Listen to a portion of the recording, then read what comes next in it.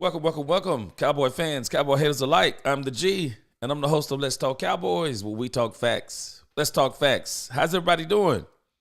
I had to take care of some things yesterday. I wasn't able to get on, but I'm back today like I never left. Got a whole lot to talk about. What's going on, Rod, Jared, Nisi, Freddie? Freddie said he is working on a way that the boys can tank to get Genty without it looking like they are tanking. Hey, man, I don't even think they're going to have to worry about it. I think the schedule alone is going to dictate kind of what happens. But I do think there is some danger, and I say danger because I wouldn't be surprised if Genty is a top 5 pick. I just wouldn't be surprised if Genty is a top 5 pick. What's going on, Gregory? What's going on, LaQueen? I wouldn't be surprised if he's a top 5 pick. And so some people don't understand that. But Ashton Genty is like doing like generational running back type stuff. And even though it's Boise State, I mean, what he's doing is nothing short of phenomenal. And so the Cowboys, and that's one of the stories we're going to be talking about today. I have about 4 or 5 stories here today that I want to talk about.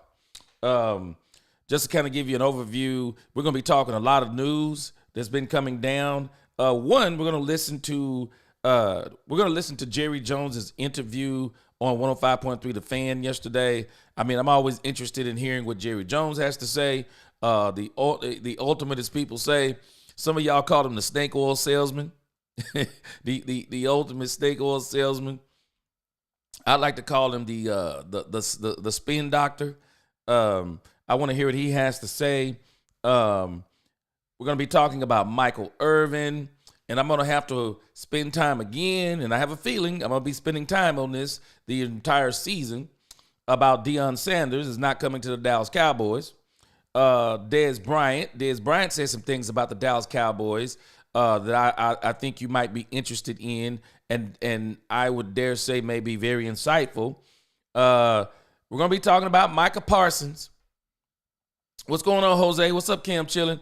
Micah Parsons, as usual, saying some crazy things. I'm telling you. I mean, we're going to start putting Micah Parsons and Jerry Jones on the same level. I can tell you now, those two are 2 peas in a pod. I mean, Micah Parsons' DNA might need to be checked. I think that that Jerry Jones, and I'm not saying he's his father, but he might be definitely in his family because they are definitely related in how they do things.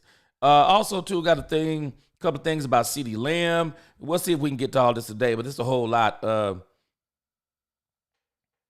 me make sure. Got so many things here. Oh, yeah, I want to look at the top 5 draft order and prediction, and then I want to look at this whole thing about CD and Diggs. It's a lot. We may not even be able to get to all this today, but got a whole lot I want us to talk about today. And so, first things in the news, I want to talk about Michael Irvin. And so the Michael Irvin conversation and the Deion Sanders conversation are probably going to go together. I got a little bit of a problem. Let me see here. I have a little bit of a problem with what Michael Irvin is doing. And I'm not even going to say I got a little bit of a problem. I got a whole lot of problems with what Michael Irvin is doing. Cam Chiller says it's supposed to be working, but don't ride. Okay. Y'all tell me what you think, but I got a huge problem with what Michael Irvin is doing. And the reason why I have a problem with what Michael Irvin is doing is that Michael Irvin, to me right now, is everything that's wrong with the Dallas Cowboys. Now, Michael Irvin is one of my all-time favorite Dallas Cowboys. I mean, probably the best. I mean, I know some people might argue for Drew Pearson, but man, I mean, but Mike is probably, and when we're talking about these 88s, I mean, we're talking about at least with the first 3. Let's see. Yeah, at least with these 3. Mike versus Mike and Drew. So we're talking about very thin line between those two, maybe. Me, just because I just because of as much as I saw about Mike, I probably would take Mike over Drew because, I mean, Mike just had a serious dog in him. But what Mike is doing right now to me is everything that's wrong with the Cowboys. Do we not realize Mike McCarthy is not even out of the building, y'all? I want y'all to let this sink in your head. We still have 7 more games to go. I mean, we might as well get our popcorn. We have 7 more games to go.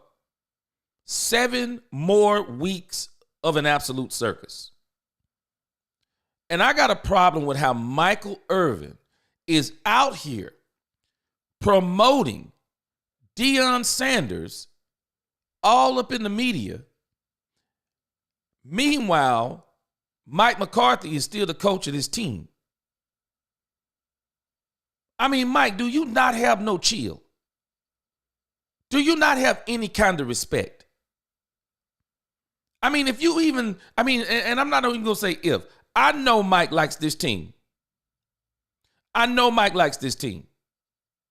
But Mike, if you truly love this team, you will stop all of the Deion Sanders talk.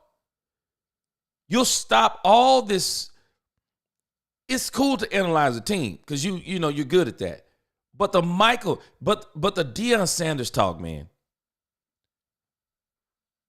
You can do that behind closed doors. You know Jerry. You can call Jerry on the phone. Jerry will go to lunch with Michael Irvin anytime he wants him to.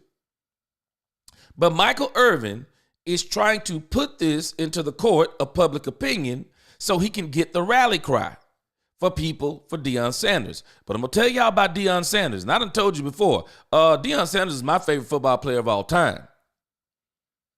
Deion Sanders is my favorite football player of all time. We better be careful what we're asking for with Deion Sanders. We better be careful what we're asking for with Deion Sanders. Because I don't know, man. I don't know. I don't know if we're ready. I don't know if we're ready for that type of smoke.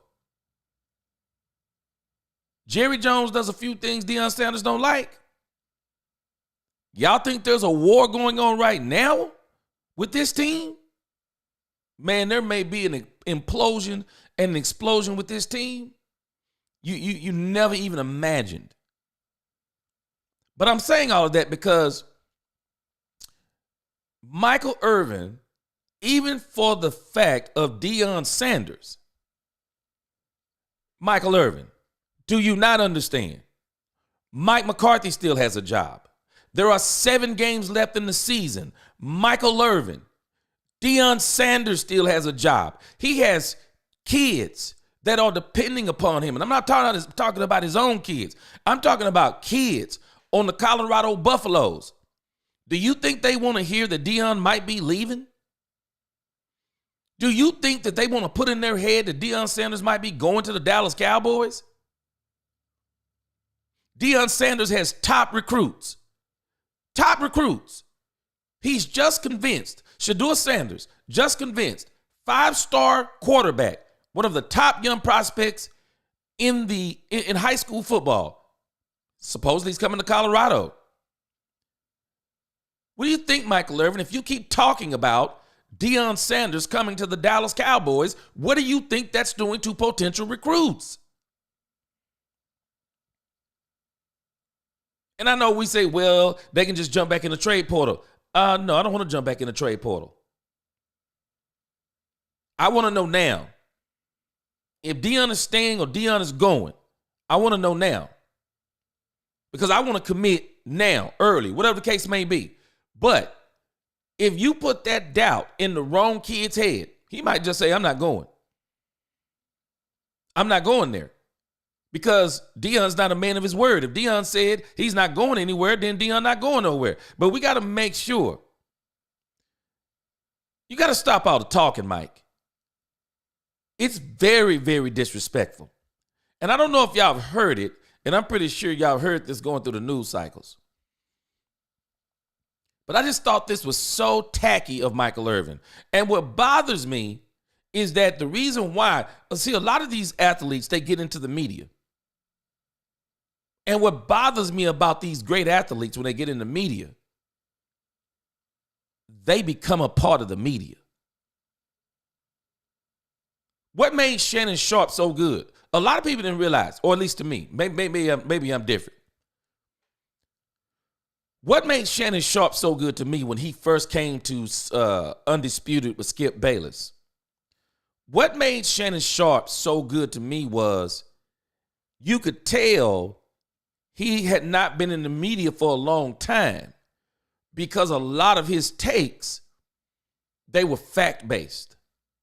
They were like someone who, because I was like, wow, man, Deion really knows. I was like, man, Shannon really knows the game. Shannon is really knowledgeable about a lot of things in sports. That's kind of how it was at first. And then the longer he was with Skip, the more he became a part of the media. He became a part of the circus. He started doing all the clowning. Some of the stuff with the goat stuff and the uncle, cigars. That's some of that stuff. Then he started taking it way too far. And then before you know it, Shannon Sharpe, he gets too big. And now some of the things we're seeing with Shannon Sharpe is he's just become a part of the media. And I think that's why some of the people who really like sports, they kind of tune out people like Shannon Sharpe because he's just a part of the entertainment piece. But I want you to hear what Michael Irvin said on the Colin Cowherd show. We'll have this here live. I'm pretty sure they'll copyright it, and then I'll have to come back and cut it out later. So for the people who might not get a chance to see this on the replay, this is going to be about Michael Irvin on the Colin Cowherd show, talking way too much about Deion Sanders.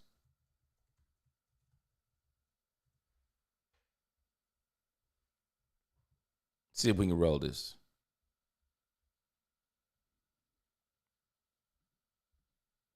I love having news today. You do believe, and I do too, that if Shedeur went to the Cowboys, Deion would accept the job.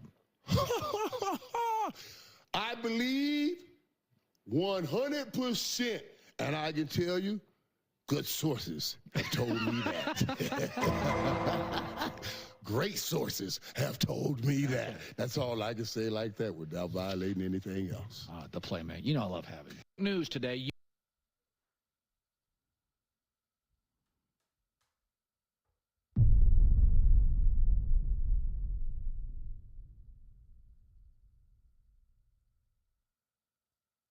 You've already violated. There's nothing else to say. Y'all tell me. He just said without violating. You've already violated. Because when you say on good sources, Mike, we know you're friends with Deion Sanders. So we're supposed to think with you played with Deion Sanders, good friends with Deion Sanders, down in Colorado from time to time with Deion Sanders. So we're supposed to assume you got this from someone other than Deion Sanders? Come on, Mike. This kind of stuff. This is what's wrong with the Cowboys. They do everything in the media. Rather than doing things the way other teams do it, they do everything in the doggone media. Let me see something here.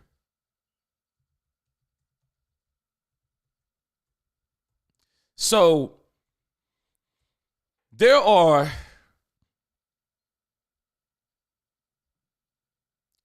teams out there right now. There are teams out there right now that need coaches. And I'm sure I'm missing one, but I know for a fact the New Orleans Saints, they need a coach. The New York Jets, they need a coach. And I thought if it hasn't happened, didn't the Chicago Bears fire their coach?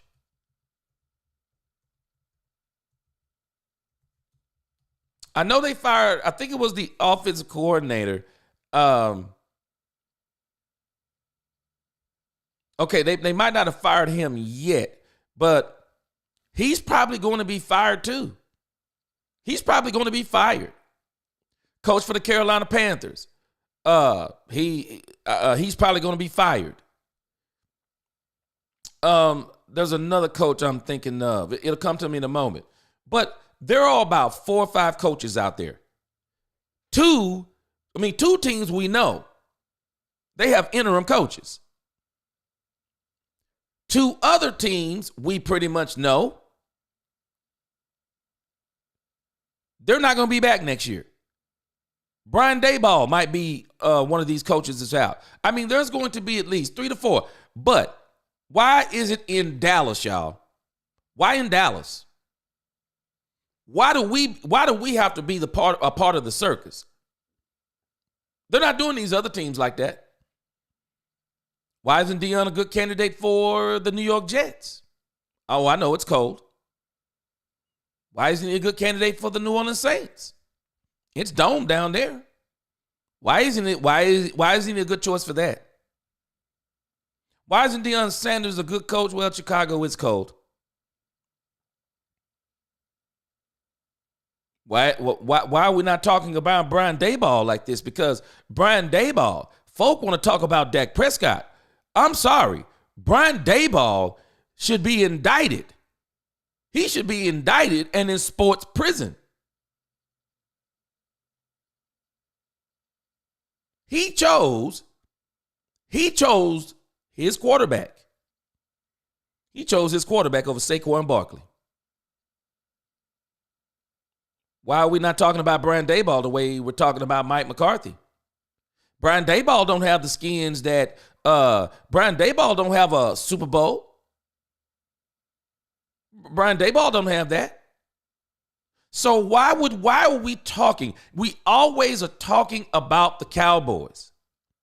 And I don't mind. I mean, I love talking about the Cowboys. But my problem is the way we talk about the Cowboys, some of our media people. And when I see ex-players joining in with the media, the way Michael Irvin is doing, and Michael Irvin is doing some very underhanded things. Stop it, Michael Irvin. Give this man, Mike McCarthy, some respect. If you want to analyze his play, I'll tell anybody. Mike McCarthy is a terrible play caller. He's a terrible play caller. I'll tell anybody that. But if the man is going to be in Dallas, let the man finish out his job, Mike. And even if I talk about it, I don't have any inside information like Michael Irvin does. Other media members, they don't have the inside scoop. But Michael Irvin is close to Jerry Jones, close to Deion Sanders, even close to Shedeur Sanders in a sense. And he's out here doing this stuff. Come on, Mike. Mike, the disrespect, man. Come on, Mike. Purple says they just be trying to make entertaining TV. That's the problem. There it is. And I think this whole entertainment, this entertainment storm around the Cowboys, that's a part of the problem. They can't buckle down and focus on football. How does a Hollywood team focus and not be Hollywood? I mean, you got to understand the swagger of some of these players on this team. It's not the swagger because they're winning. It's not the swagger of just being an NFL player. It's not the swagger of I'm rich. It's not just that swagger. It's the swagger of being a Dallas Cowboy. It's an intoxicating drug. I'm telling you, it's an intoxicating drug. Not everyone can handle it. Rick James said cocaine is a hell of a drug. Well, I'm going to tell you something else. Fame is also a hell of a drug. Fame is a hell of a drug. And Michael Irvin got his fame not only through playing on the field, not only what he was doing on the field, Michael Irvin got some of that fame off the field. And not for good things. And he's just been in one issue after another one. And so the problem becomes all of this stuff, and I don't know if we realize it, but all of this stuff, it plays into what's going on with the Dallas Cowboys. And Michael Irvin has joined the circus. Michael Irvin has joined the circus. What he's doing with Deion Sanders, y'all, I'm telling you, he should stop it.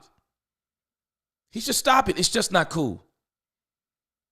I mean, I don't know about y'all. I mean, I'm going to analyze. I'm going to analyze the play of Mike McCarthy. I don't have a problem doing that. But God, man, can we let the man walk out the building? Can we let him walk out the building? I'm going to continue to analyze his play calling. I mean, that is what it is. I mean, as an analyst, I'm not a paid analyst, but as an analyst, if Michael Irvin is an analyst, well, that right there is fair game. But when we start, lobbying for the Cowboys to hire a coach in public like that, man, this new generation has no chill, man. What's going on in that 70s fan? This generation has no chill. Revelation says, covetousness is one of the sins God said not to desire, but most Cowboy fan base tell God this is football. That's what we do in football. Man, I'm telling you. Appreciate that $4.99 super chat ride. We need Eamon, Irvin, and Deion to coach for the Cowboys in the near future. You know what? I don't know if you'd want any one of those four coaching. The only one I would trust, well, no, I'm sorry. A couple of them I wouldn't trust. Aikman, I don't know if I'd want Aikman on the sideline. I don't know though. You know what, Rod? I could probably deal with Aikman because Aikman would not be afraid to get in somebody's face. He wouldn't. I could go with Aikman. I would actually rather see Aikman in some kind of GM role with the Cowboys because I think they need more help up top than they do on the field. You know, I just wonder, even though we do have a sample size of Mike McCarthy with the Green Bay Packers, but I do wonder what Mike McCarthy would look like if he was empowered as the coach on this team. I mean, I'd like to see what he looked like if he was truly empowered to be the coach. I mean, what would he look like? What would he look like? I mean, I know this play caller would look like. I don't know. Mike's not a motivator of men. I don't have a problem with Mike being let go because he's not going to be fired. Jerry is telling everyone whether they want to accept it or not. He's not going to fire Mike McCarthy. And I'll be honest with you, it does no good to fire Mike McCarthy. He hasn't lost the locker room. He's never had it. The guys like Mike McCarthy. I mean, they like him. There's no issue with him.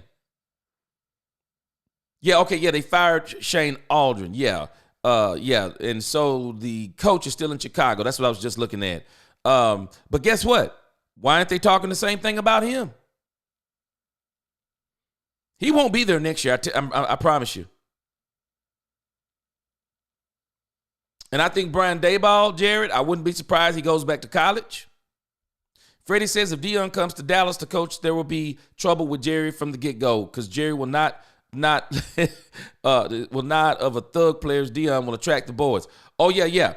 Now, people got to understand something. There's an entourage that comes with Deion Sanders. Deion Sanders is larger than life, y'all. And I mean that not in a way like he's a god, but we need to understand something. This man stars, rap stars, ex-football stars, Hall of Famers. I mean, it's all a part of the Deion Sanders entourage. And so I think Jerry would probably like that, though.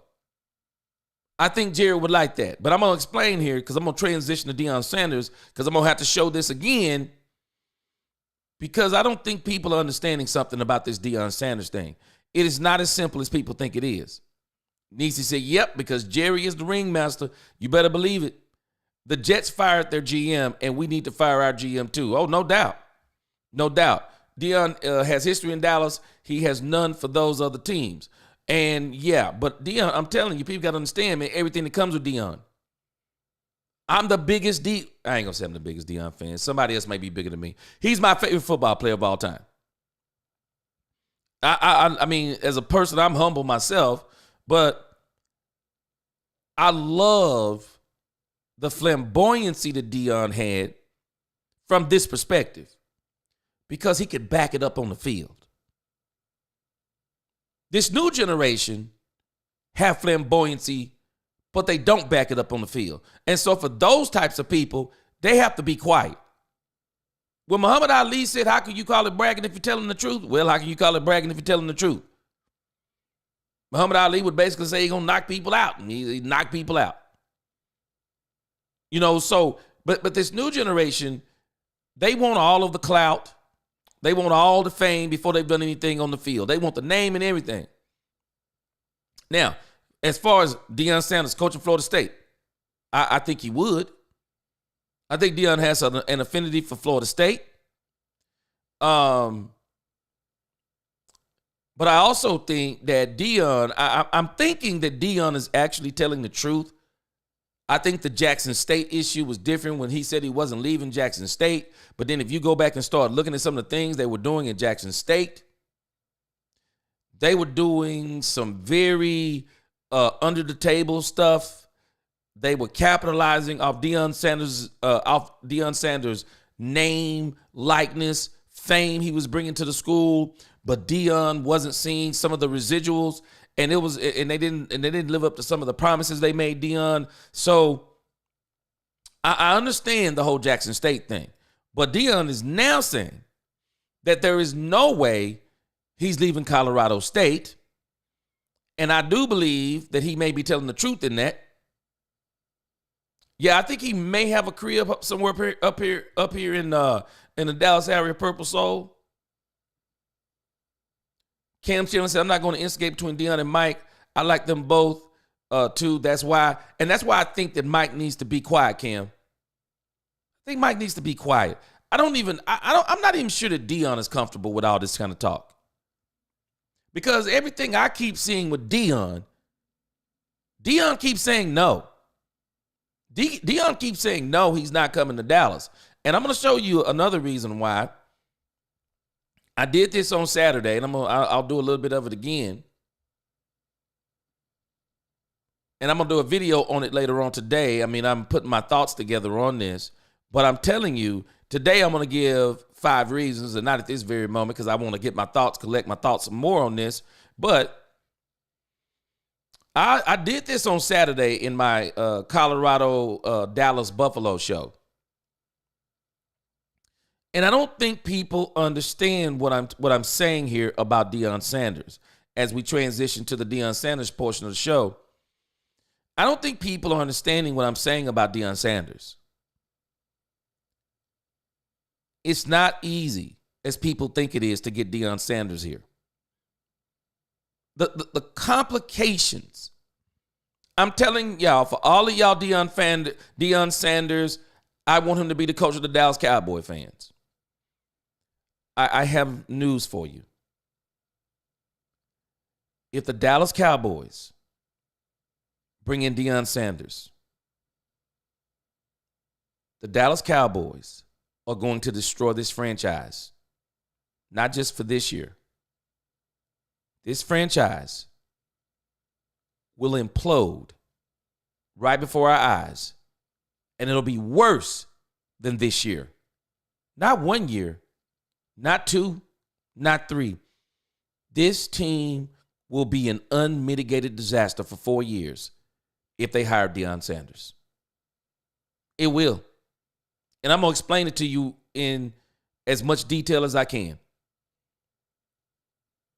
If the Dallas Cowboys hire Deion Sanders, I mean, I think they may even lose the fan. I think they may lose a big part of the fan base. And I won't say a big part, but I could see about 10% of this fan base walking away from the Dallas Cowboys if they hired Deion Sanders. I'm telling y'all, this fan base is not ready for Deion Sanders. And I won't even want to say it's the fan base is not ready. I don't think the fan base and I don't think the Cowboys are prepared for what they are going to have to do to get Deion Sanders. And I'm going to show you here in just a moment. Keith Rivera said the Dallas Cowboys are a marketing firm pretending to be a football team. Thanks, Jerry Jones. Yep.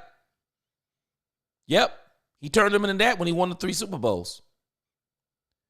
Wendell said, I've been sitting back listening to the media debate about who should be the next head coach, and I've been wondering why has Jimmy Johnson's name come up? Why has Jimmy Johnson's name come up in the conversation? Is he too old to coach? He don't want to coach. He don't want to, Wendell. He's making way too much money. Have you not seen what he does for Fox?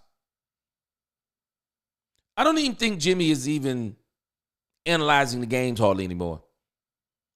I mean, he knows football. He can tell you what's going on. I mean, if you ask him at halftime, what do the Cowboys need to do? Oh, he can tell you what they need to do or whatever game he's watching. He's a coach. He knows football. He can tell you what they need to do. I mean, you, me, most of us could watch a game in the first half and sit down in the booth and someone says, hey, Wendell, what do you think the Cowboys need to do coming out in third quarter? Psh, you could tell them easy.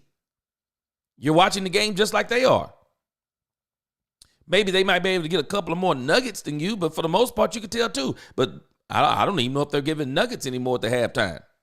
And even those are given by people who, guess what? It's not even them. Somebody's giving them the scripts. These are the talking points. But Jimmy don't want to coach no more. And even more so than that, Jimmy don't want to fool with Jerry no more. Jimmy don't want to fool with Jerry no more. They're friends again, but I don't think you want to fool with Jerry like that because I'm going to tell you something. Man, you can tell me anything you want to. Forgiveness, hey, man, 70 times 7. I'm with you. But when someone does what Jerry did to Jimmy and that franchise, even with forgiveness, they're always going to have a side eye like, you know what?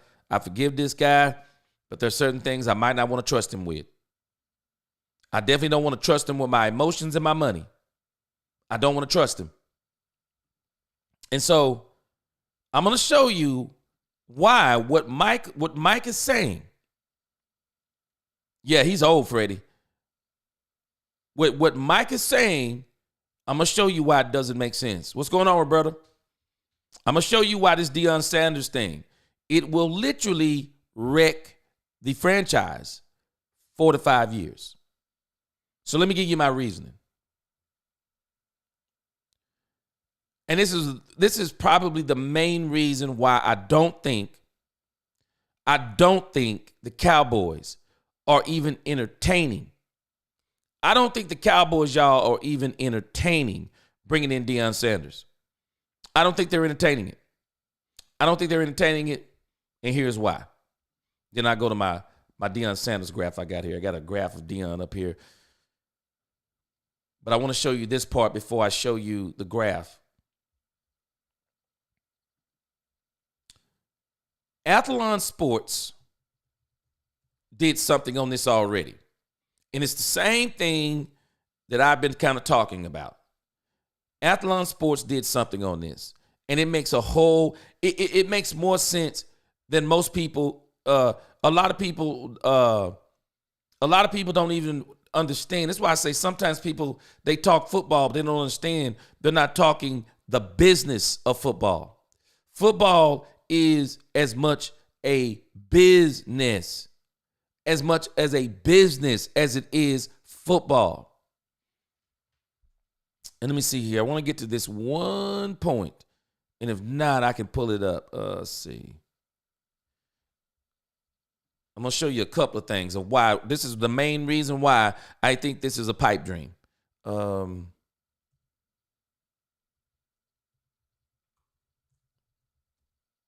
I mean, this stuff, you could go right to the internet and see this stuff. I mean, it's not, this stuff that I do, I'm telling y'all, it's not rocket science. Anybody can do this stuff, and your logic, the circumstances, the facts. The facts will tell you why this stuff that these people are talking is pure stupid. Even Colin Cowherd. I mean, it's plain stupid when you think about what's being said. What's going on, Jose?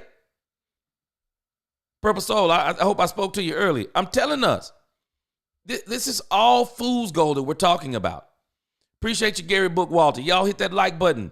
Make sure you subscribe if you already haven't. Trying to get to 2,100 today. Oh, wait a minute. Hey, Armor. What's going on? Watch this. I'm going to show you something. I'm going to show you, based on facts, why this is not going to happen. And number two, why it would destroy the franchise. So number one, let me give you Exhibit A.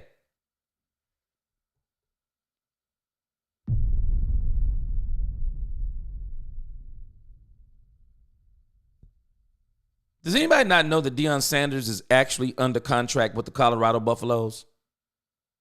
Does anybody not realize that the Colorado Buffaloes, in their negotiating with Deion Sanders, they were not done? The Colorado Buffaloes knew full well bringing Deion Sanders into their program. Watch this, y'all. They didn't just bring him there for football. They brought him into the program. They wanted him to increase the enrollment. They wanted him to increase the TV views. They wanted him to increase the income of the school, the popularity of the school, the culture of the school. Does anybody not understand? Colorado, this has nothing to do with race, but it is something to do with race. I know some people got good friends that live in Colorado, and I got news for us. Just like in my area, it is what it is. There are a lot of black folk that live in my area. There are a lot of white folk that live in the Colorado area. And Deion Sanders has come into that culture, and he has brought some things that I believe that they felt like they needed. He's helped bring some diversity to that area. He's helped bring some faith to that area. Deion Sanders brought a lot of things to Colorado, and they're not done. They signed him to a $29.5 million deal. Now, if I'm not mistaken, I was doing some research yesterday, and I think that Deion Sanders may be the 38th highest paid coach or somewhere in there, but you don't have to worry about it. You don't have to worry about it, because I can tell you what Colorado's about to do. Colorado about to sit Deion Sanders down in the room because they're hearing all of the Dallas Cowboy talk. They're hearing all the Michael Irvin talk. Deion Sanders is smarter than we understand too. Deion Sanders is knowing that everybody's talking that he should be going to the Dallas Cowboys. I know that I believe that Deion is smarter than we think. I don't think Deion wants to come to the Cowboys. But I also know that Deion is probably smart enough to know him and his agent. The more Dallas Cowboy talk we get, the Colorado Buffalo is going to be coming back to the table.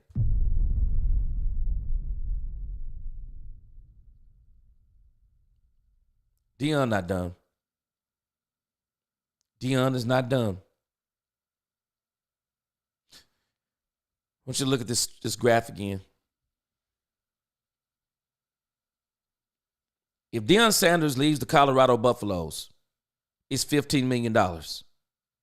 So right now, prorated, I saw it already, it's $14 million. So whatever team, pro or college, signs Deion Sanders, they first have to start with $14 million in salary.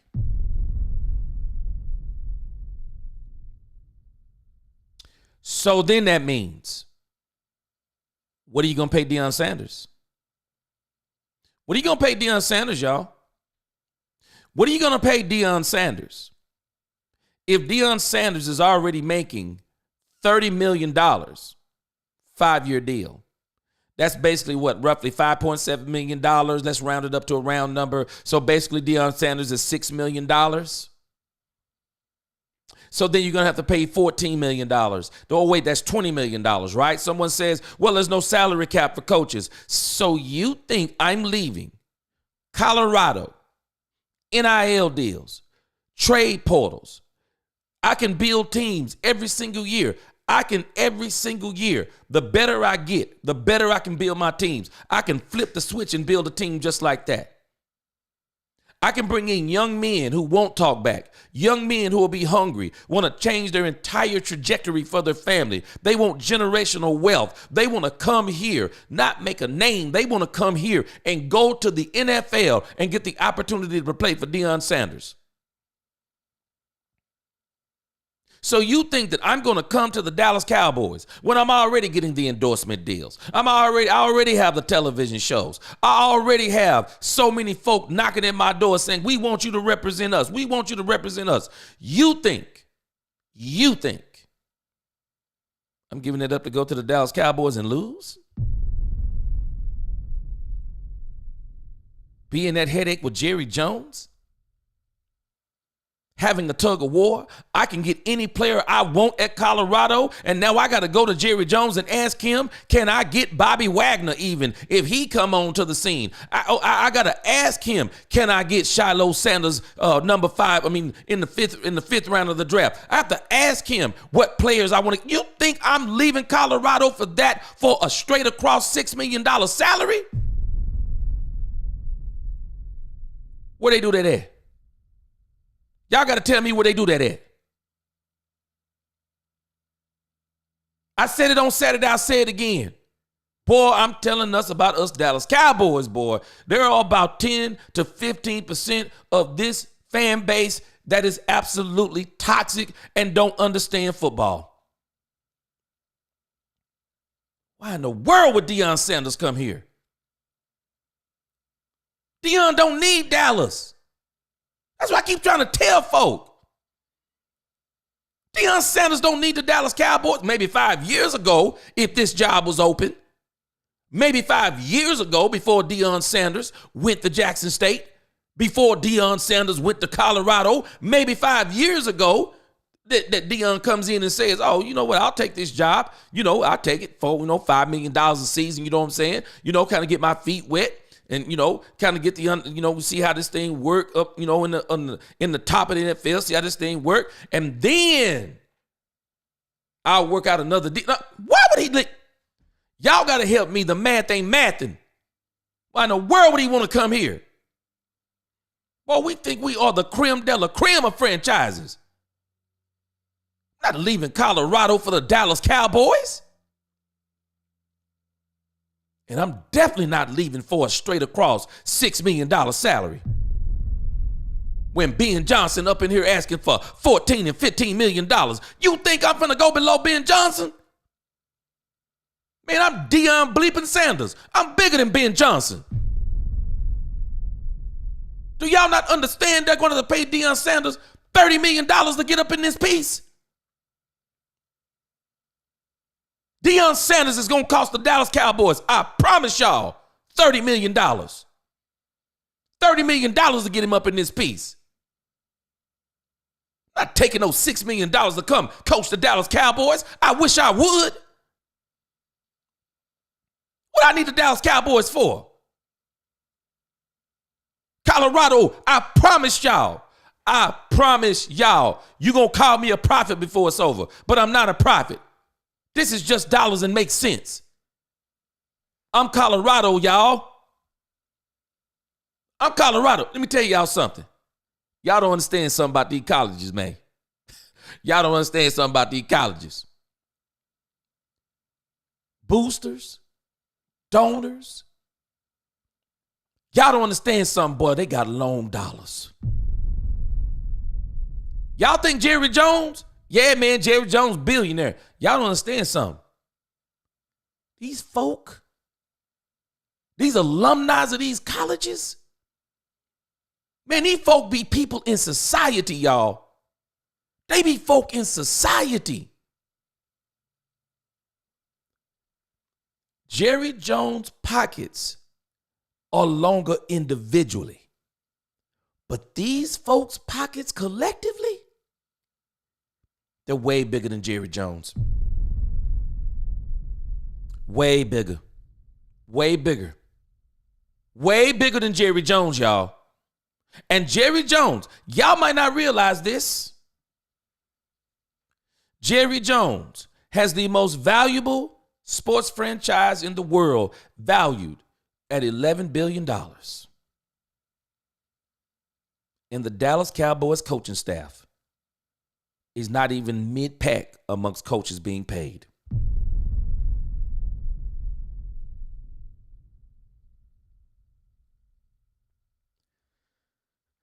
Y'all don't, I'm telling y'all, folks do not understand the business of football.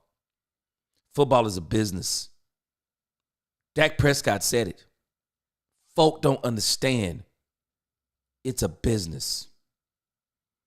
It's as much football as it is entertainment, as much as it is business. And if the business is not making sense, you're not going to get entertained. You're not going to get entertained. They're not doing it. Roberta, see, we talking about the part about the egos. I'm not even going there yet. I'm talking about the dollars. The dollars. Do we not understand the dollars? The dollars involved. I don't believe Jerry Jones is willing to pay it. I don't believe it. I do not believe it. Steph just asked, she said, what is Mike McCarthy's salary? Watch this. Y'all want to know why I see another problem even with Ben Johnson? Read it and weep. The head coach of the Dallas Cowboys is estimated to earn between $4 and $7 million. I heard his contract is $5 million a year. Watch this.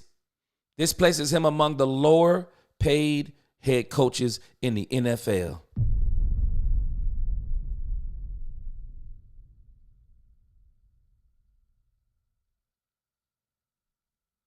I'm laughing at Michael Irvin. I'm laughing. I'm laughing at Michael Irvin. See, the football player's salary go into the salary cap. So if the player's salary cap is $235 million, well, let's just say for the sake of argument, well, I want to pay Dak Prescott $230 million in one season. Well, I can do that.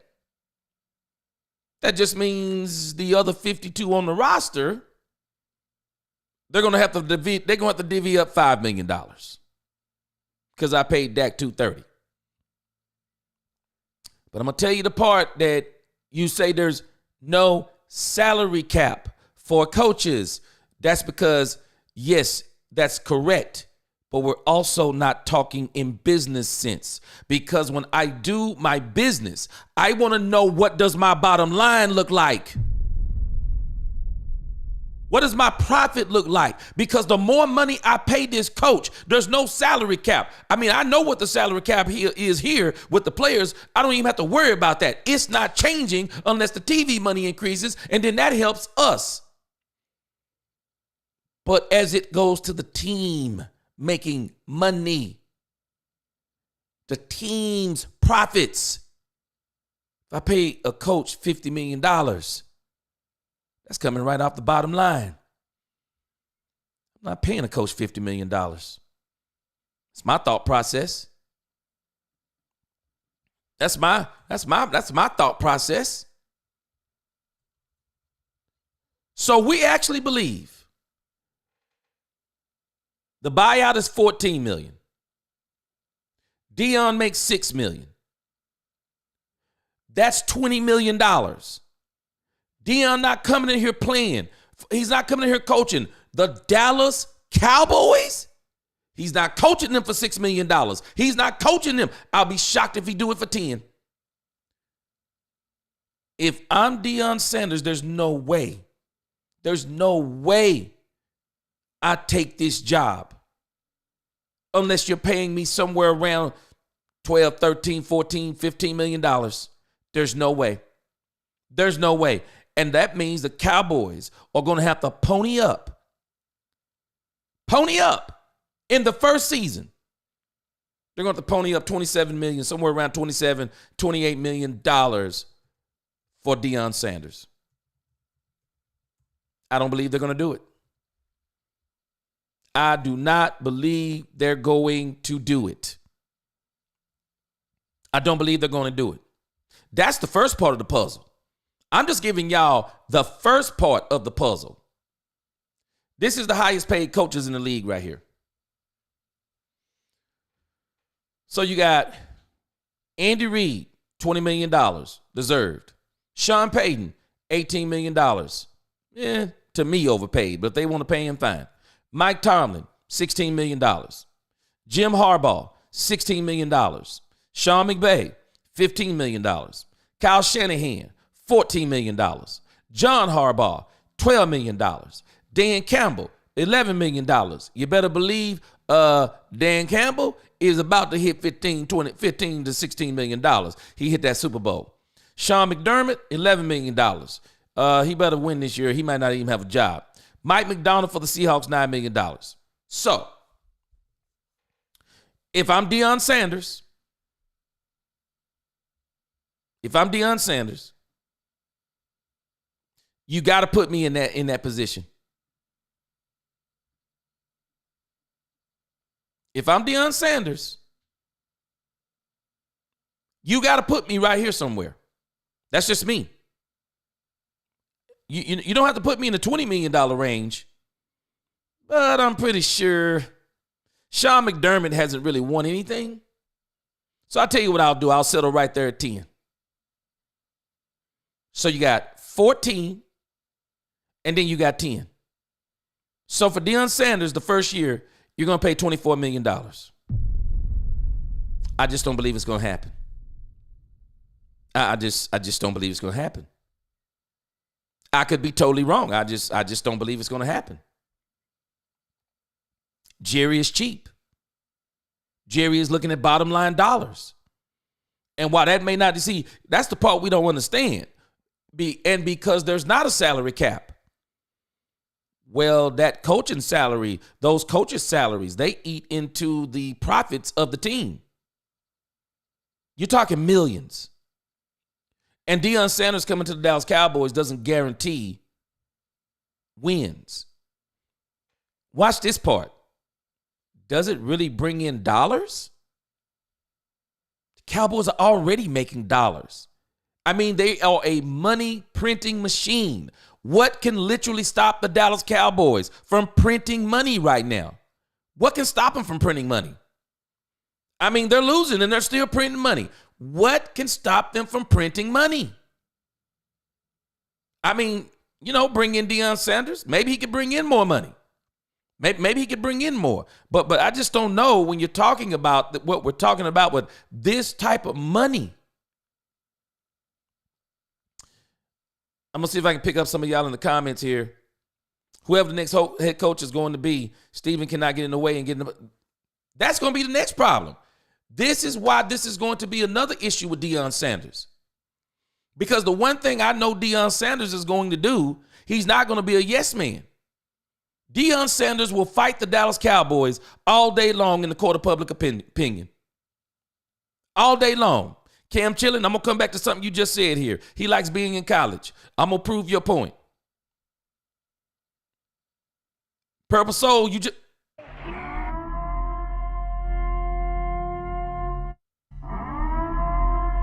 Purple Soul, you just said something. The fan base can barely handle Dak. There are some in this fan base that won't be able to handle the flamboyancy of Deion Sanders. They won't. And I don't think they'll have the patience that it's going to require to bring Deion Sanders in here. Because watch this. Deion will not be able to win with Jerry Jones picking the coaches. Deion Sanders will not be able to win with Jerry Jones picking the coaches. Because watch this, y'all. I got more facts for you. See, I'm going to give you the cold, hard facts, Jack.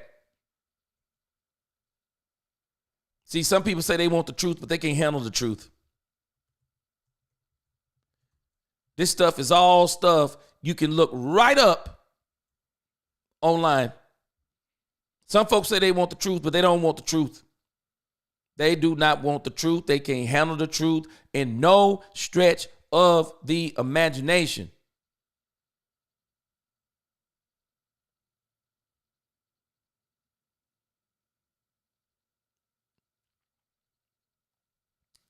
This is another part that Jerry Jones has a problem with. I want you to look at this.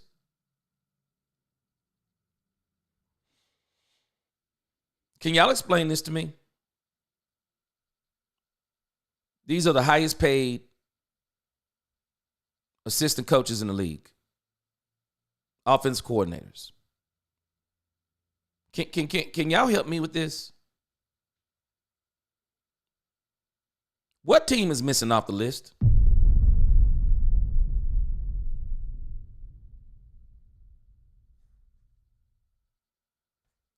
How do you have the most valuable sports franchise in the world? $11 billion. You want me to tell you how you're the most valuable sports franchise in the world? Because some of it has to do with how you're paying your staff and your coaches. If I'm the most valuable sports franchise in the world, I have one of the most incredible buildings and practice facilities. Y'all might not understand it, but you think the Dallas Cowboy playing facility, AT&T Stadium, is incredible? Their practice field, their practice facility is incredible. The Star. The local high schools play at that stadium in the Dallas area. It's incredible. But then when it comes to your coaches, which is one of the most important pieces for you winning, how do you not be in the top 15? How do you not be in the top 15? Someone says, well, the coach is the play caller. He's not even in the top paid coaches. This is a problem. How are we not in here? Do we not understand what I'm saying? Let me make this in Google Gaga. We're just talking about 24 to 25 million to get Deion Sanders to be the coach. Your coaching payroll for Deion Sanders, I'm sure it's going to go up exponentially. Because if I'm Deion Sanders, I'm not coming to Dallas for the circus. I'm coming to Dallas to win. And if I'm coming to Dallas to win, Jerry, this is about to change right now. You're not going to have the lowest paid coaches in the league no more. I want the best of the best. And I want the highest paid assistant coaches in the league. Why not? Why not? I keep telling folk, you do not go and buy a Bugatti. And then when your Bugatti needs tires, you go to a used tire place. I don't put used tires on a Bugatti. I'm not driving a Bugatti up to a sugar shack. This is insane. We're the only team that thinks like this. Oh, we paying our quarterback $60 million.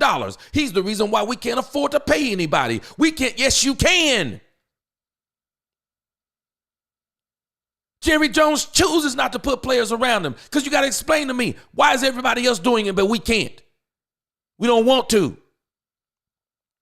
Everyone else, they getting Lamborghinis. They're getting Bugattis. They're getting the sports Range Rovers. And they're putting them in fancy garages, brand new tires, kitting them out, getting all the luxuries on them things. They giving them run games, multiple receivers, top OCs, top DC. We the only team, y'all. We the only team criticize our quarterback. He got one weapon on offense. Supposed to have two weapons on defense that we've yet to see. We got the lowest paid, one of the lowest paid coaches, lowest paid OCs. Oh, I'm sorry, he's the OC and the coach, which really makes him underpaid. We got one of the lowest paid DCs, lowest paid assistant coaches. How do you put mediocrity around your team? And then you say, I want them to be the best. You can check this all the way from high school to college. Show me the top high school teams in the nation. I'll show you a high school coach that's borderline ready to go to college football. Show me the top college teams in the nation. I guarantee you they're on a short list of college coaches that they want to go to the NFL. Well, I'm telling you, folks don't know football. We crazy. We crazy. Show me the top teams in the NFL. I'm going to show you some of the top coaches in the NFL. I'm going to show you some of the top paid coaches in the NFL. I'm going to show you some of the top paid coordinators in the NFL. I'm going to show them to you. I'm telling y'all, I hate to use this language, but we stupid. We stupid. We run around talking, oh yeah, it's Dak's fault. He's the highest paid. Oh, I'm going to show you again. It's amazing, isn't it? Weed it and reap. Read it and weep. You want to know why Andy Reid? You want to know why Andy Reid is paid $20 million? You want to know why he keeps going to Super Bowls? You want to know why Patrick Mahomes is so good? You want to know why? Read it and weep. Read it and weep. Denver Broncos. You want to know why they went and got Sean Payton and paid him $18 million? You want to know why? I mean, it's yet to be seen. We're going to see what he does with the Denver Broncos. But I can tell you this. The Denver Broncos got one of the top 5 defenses in football. And they said, we got a top 5 defense. We want to win. Bring in Sean Payton. That's what Denver did. You want to know why the Pittsburgh Steelers? One of the most consistent teams ever since and before Mike Tomlin? Because they've only had, if I'm not mistaken, 3 coaches in their entire history. And look at where Mike Tomlin is on the list. $16 million. He's 8-2 with Russell Wilson. Justin Fields. Make it make sense. You want to win? You want to win? You got to put it's got to start at the top, y'all. We sit up and we talk about how bad Mike McCarthy is. We sit up and talk about how bad sometimes the defense is. We sit up and talk about how bad Jerry Jones is. And then we want Dak Prescott to win in spite of all that. Miss me. Miss me. You want to know why the Chargers got Jim Harbaugh? They look a little bit different this year. We're going to see how it goes down the stretch. They look a little bit different. The Rams gave Sean McVay $15 million. What did he get him, a Super Bowl? Kyle Shanahan, what has he been in? How many Super Bowls has he been in, y'all, in the last 5 years? Shanahan is dominating the NFC. Period in the story. John Harbaugh. Read it and weep. He continues to be at the top of the AFC. He's got a Super Bowl. I mean, look at Dan Campbell. Detroit Lions, $11 million. Anybody want to know what they look like right now? Because right now they look unstoppable. Lord forbid they still had Hutchinson on defense. Lord forbid.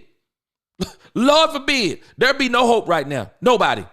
Nobody would want to see that team right now. Nobody. And they still don't want to see him. Sean McDermott, you know what they got him? They got him because of Josh Allen. They thought they could win a Super Bowl with Sean McDermott. I think Sean McDermott is on his last leg. Mike McDonald, you know why they got him for the Seahawks? They got him to turn it around. We want to turn around a football team. We want to turn around a franchise. And we want to turn it around with used parts and retreads.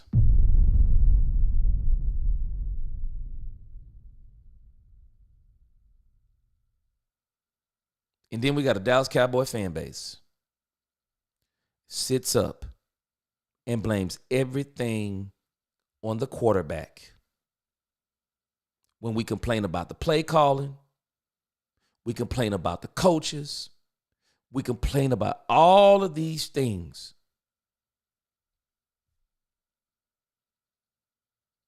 Coaching matters. Coaching matters. And we're going to watch a whole lot of teams this year. We're going to watch a whole lot of teams. When you look at the OCs I'm showing y'all, got news for you. Look at these OCs, these top paid OCs. You know what these teams are going to do with these OCs? You know what they're going to do with these OCs that haven't been winning games? You think they're going to keep them? Nope. They're going to fire them. They're going to fire them, and they're going to try to bring up somebody else who can win, and they're going to pay them money. You go cheap, you go broke. Keep telling folk. Even in the ministry, people hate to hear it. But I'm sorry, but I'm telling you the truth. Ministry costs money. Ministry costs money. When Jesus sent them out 2 by 2, he told them, don't you take no money. No, don't take no money. Because the folk who you preach and teach to, they're going to provide you. They're going to take care of you. They're going to provide money. It takes money to make money. It takes money to make money. Ministry costs money. To have information, when you want great things, I know folk like to go cheap. I'm sorry, you go cheap, you go broke. No. If you really want to make money and you know the product is good, it requires money to make that money. And people who get that service provide the money, and then that money keeps making money. And Jerry Jones is going to have to understand, and our franchise is going to have to understand, you want to make the Super Bowl? It take money. Because it take money to get the product. And the product, I'm sorry, I know we hate to hear this, and the product deserves the money. The Bible is the best business, one of the best business books you'll ever read. The laborer is worthy of his pay. We want to do everything on the cheap, y'all. We'll pay the quarterback, but we'll try to find, okay, how can we put the cheapest players around him? That's what the Dallas Cowboys doing. No one else is actually doing that. That's just us. And then when we bust, when we don't win, we get mad. Well, he should have been able to overcome it. He makes as much. Whoa. The money don't mean you're going to overcome all the stupidity going on around the team. That's not what that means. The Dallas Cowboys culture has ruined how we think because no other teams think like this. We're the only ones say this stuff. We're the only ones saying it. They're not saying this stuff everywhere else. Even on those 90s teams, don't think they were not getting paid. I mean, they're not making the money they're making today, but the pay they were making, very competitive. Jerry says Shady Nacho recently said that the Cowboys season before Dak went out said Dak is nowhere near as good as his fans say he is. Your thoughts? I think he's better than what the fans think he is. I think that there are some fans he's not as good as they think he is. But I think the majority of the Dallas Cowboy fan base, Dak Prescott, is way better than they think he is. And this is why I keep telling folks they don't know football. Y'all don't think that the Joneses have eyes, and I don't know, sometimes we say they probably don't have eyes, but I want you to understand this. They understand business to this degree. Dak Prescott, if he's as bad as the fan base, the toxic fan base says he is, he doesn't get that contract. Because if he's as bad as people say he is, now you got to explain this to me, Jared. And I'm not saying you, but I'm saying in general. Jerry could have let Dak walk. And you think he's 3-7 now? he could be 0-10. And he would be in the perfect position to get Shedeur Sanders. Now, let me show you how we don't think. This is before they signed Dak Prescott's contract. I'm not even in the room, but I'm in the room because I know exactly what I would have done. Okay, guys, Dak Prescott's contract. We got to make a decision on this thing or whether or not we're going to do it. We're either going to do it or we're not. So, what are the reasons why? What are the reasons why not? Okay, let's look at his wins. He's won more than Tony Romo. Check. He's won more than Troy Aikman. Check. Not Super Bowls. We're talking about just regular season wins. If I'm not mistaken, Dak Prescott, if he hasn't already, he's probably going to pass Troy Aikman in actual wins. A lot of people don't talk about this. He's going to pass him in actual wins. And I know I love me some Troy Aikman too. He was a great quarterback, great leader. But I got news for y'all. I've already shown it before. If you look at what happened after Jimmy Johnson, I'm sorry, Troy Aikman, no one will talk about it. I'm sorry, Troy Aikman fell off a cliff. There's a reason why a lot of people were arguing that he should not have been in the Hall of Fame. But how do you deny him 3 Super Bowls? And isn't it strange? I just said this 2 weeks ago. Eli Manning, Hall of Fame. People are arguing against it. I just said it. Guess whose name came up today on the Hall of Fame list? Eli Manning. You can argue all you want to. But both of his Super Bowls are against the GOAT. And one of those Super Bowls is against the undefeated GOAT. Now, nobody will look at the context and realize his defense was a super defense. But Manning made a couple of throws in both of the games. He's the quarterback. So now he's up for the Hall of Fame. But Dak Prescott contract's in front of me. You know what I'm asking? What are our options? Is there a free agent quarterback coming up that's going to be better than Dak Prescott? No. What quarterback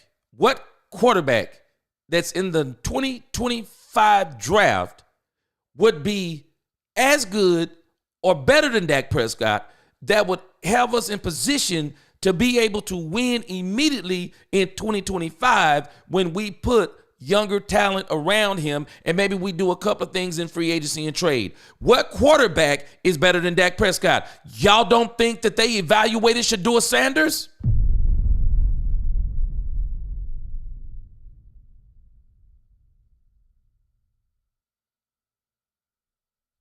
This is what you do.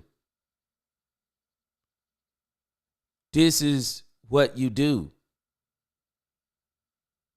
Do y'all realize that they're hearing the fan base and some of the things the media is saying about Dak Prescott? But you know who else they're listening to?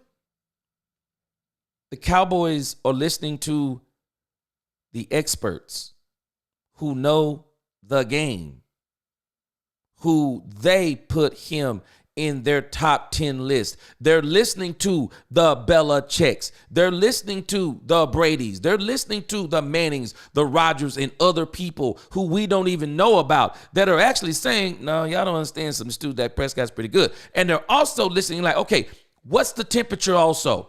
If we let go of Dak, what does that look like? What's the word on the street? What's the word on the street, Jim? Tell me what's going on. What's the word on the street? What is the demand for Dak Prescott? Because we don't understand. We probably went to sleep during this part of economics class in high school. Supply and demand. The demand determines the supply and the demand. That determines the price. What's the demand for this man? Hey, Jerry, tell you what the demand is for Dak Prescott, man. It's pretty low. So, we could actually let him go. Or at least we could basically tell him we're not going to pay him what he wants. And we can show him, hey, Dak, you know what? You said you're ready to hit the road, but we got word on the street.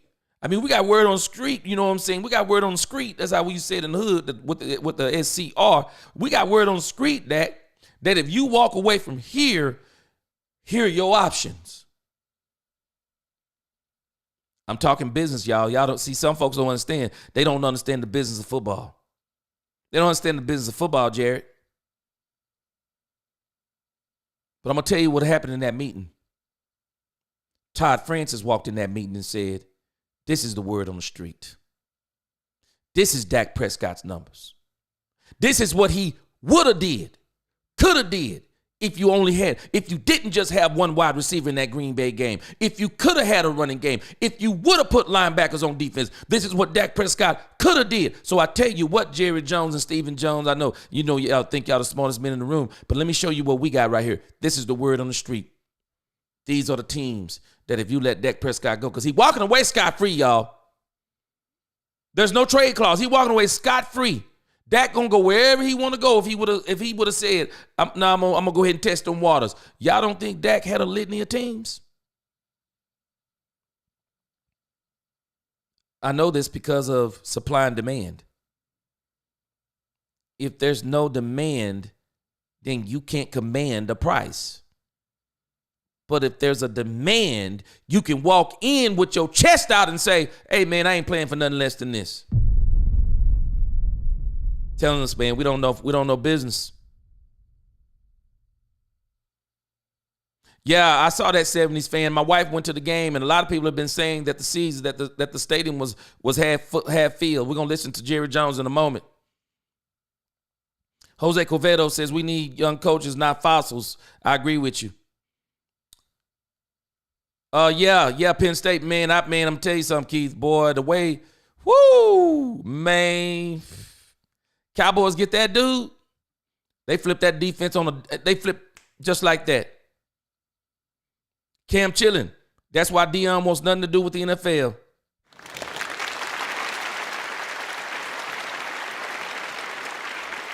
Cam chilling. Guess what? Deion know a part of that business. He know a part of it. Lost in translation says just a slow news day, so they go to the usual. Dump on the Cowboys for views. Only thing they can do. Hit the like and subscribe, y'all. Good afternoon. What's going on, Wicked? Y'all make sure y'all hit the like and subscribe button. We got more coming up. We're going to be on here for a while today. His son wants him to stay one more season. Oh, yeah, Colorado? Yeah, because I think Deion Sanders, people may not realize it. I think that he's going to probably stay one more season. But I actually think he should probably stay 2 more seasons because Deion is about to write his own ticket. Deion Sanders is going to be able to get one of these top programs in college football. That's what Deion's going to be able to do. And if I'm Deion, that's what I'm doing. Because I love the work that Deion Sanders is doing. Y'all, let me tell you something about Deion Sanders. Another reason why I love Deion Sanders. Deion Sanders, as flamboyant as he is, Deion Sanders is one of the greatest men out there in the media. I mean, you're going to have to take, you're going to deal with some of the flamboyancy, but it comes along with when you're that great. I'm sorry, it does. It's hard and I don't even know if it's hard. It's just a part of, when you're great, being great is a part of who you are. And a lot of things you say, a lot of things you do, they're far above the thinking of people.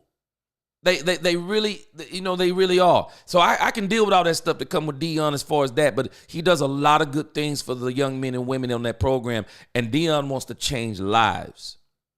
He wants to change lives, and sometimes it's hard to teach them old dogs new tricks. Yeah, Rudolph says the head coach for Cowboys, it will not work. Yeah, I don't think it would either. Only way I think it would work, y'all, is that Jerry Jones would literally have to say, I'm turning it all over to you, Deion, all the football business. And I think this is not just Deion. I think the next coach for the Dallas Cowboys, if Jerry Jones doesn't give him the Jimmy Johnson offer, you take care of all the football business, and I'm going to give all of my resources, all of the people who do all the things behind the scenes with the decisions and make things happen. Deion, they're under you. You're going to direct us in the direction that we need to go. And I just don't think they're going to do that. I just don't think they're going to do it. National media crap to get clicks. Yep. The Cowboys are the only thing interesting. They are. Danny, what's up, cuz? I changed my name to Danny Dodgers instead of Danny's Cowboys. I'm going to stick with Let's Talk Cowboys myself because I'm going to keep on saying, but I understand what you did there. Cam Chilling, his son is no rush to come to the NFL. We're going to talk about that next. I don't want to make this the Dion show, but I got plenty of time. I'm gonna try to dead it, but I know I'm not gonna be able to dead it, so I'm gonna talk about it today some more. Lost in Translation said everyone gets paid when you mention the Cowboys. You better believe it. You definitely better believe it. His son wants to win one more title for his dad, Dion has said. Okay, so which one we talking about? We talking about Shador? Because Shador's already announced he's coming to the league. Yeah, there's no way Shador, if he stays in college football one more year, man, I'm telling you, he is taking one of the biggest gambles. And, it's a thin line. Sometimes people say, well, you got to have faith. You know what? Man, yeah, you do have to have faith. But sometimes, too, God doesn't want us to be stupid. Don't walk out on the Dallas freeway talking about I'm going to cross it with my eyes crossed because I got faith in God. Don't test the Lord thy God either. And I'm saying that to say that Shador is probably going to be number 1 draft pick. Top five at the least. Top 5 at the least. Now, if you're saying the money's no big deal to you, and that NIL money, y'all, is really good. I bet you this. I bet you there'd be plenty of. I bet you they would probably pay him $5-6 million if he wanted to stay another season. But for all intents and purposes, it sounds like to me he says he's coming out. Roberto says if Dion comes to the Cowboys, what would Jerry do? That's the issue too. I think their heads are both too big to get into the room. Cam Chilling, he'll choose Atlanta if he chooses to come to the NFL. You know what, Cam? I'm not going to debate you. I mean, I know that probably Dion would probably love that spot, but I think there's a better spot. It's the Las Vegas Raiders. The Las Vegas Raiders, man, I'm telling you, if I had to choose, I would choose the Las Vegas Raiders. Al Davis' son is not like Al Davis. He's ready to hand all the reins over to Deion Sanders. He's ready to hand it all over, I'm telling you. I take it. Jerry Jones is a cheap billionaire, for sure. For sure, Lewis.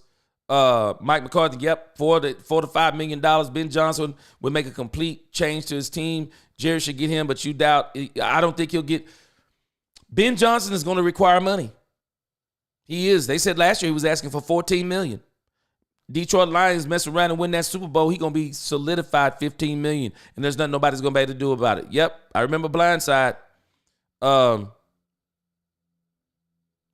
Dak Luna said if Jerry wants Dion, he will pay him and give him what he wants. No, he's not going to do that.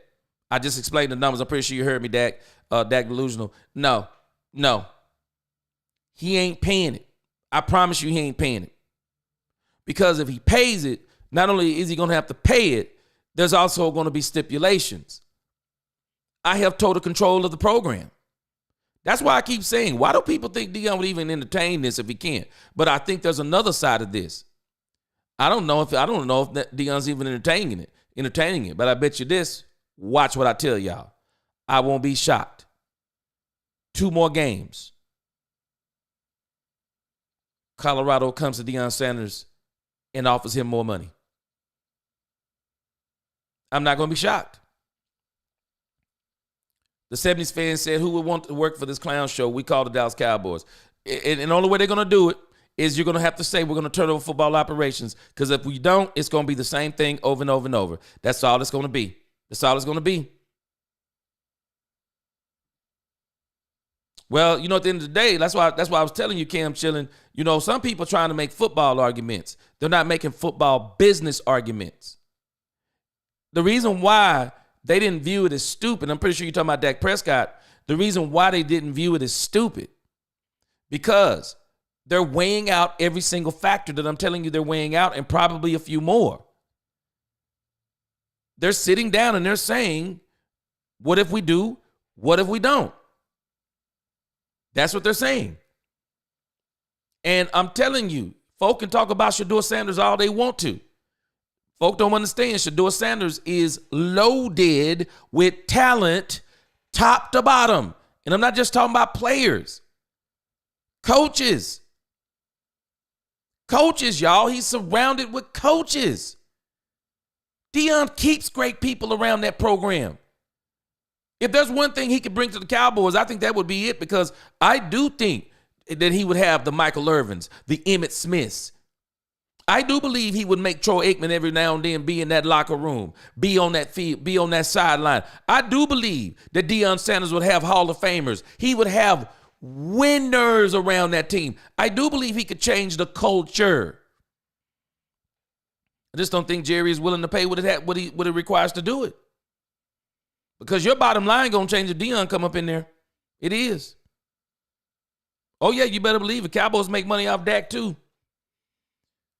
Lost in translation said, 30 million. Man, I'm telling you. Remember when Lovie Smith was head coach and he went to the Super Bowl? He was the lowest paid, shaking my head. Yep, I do.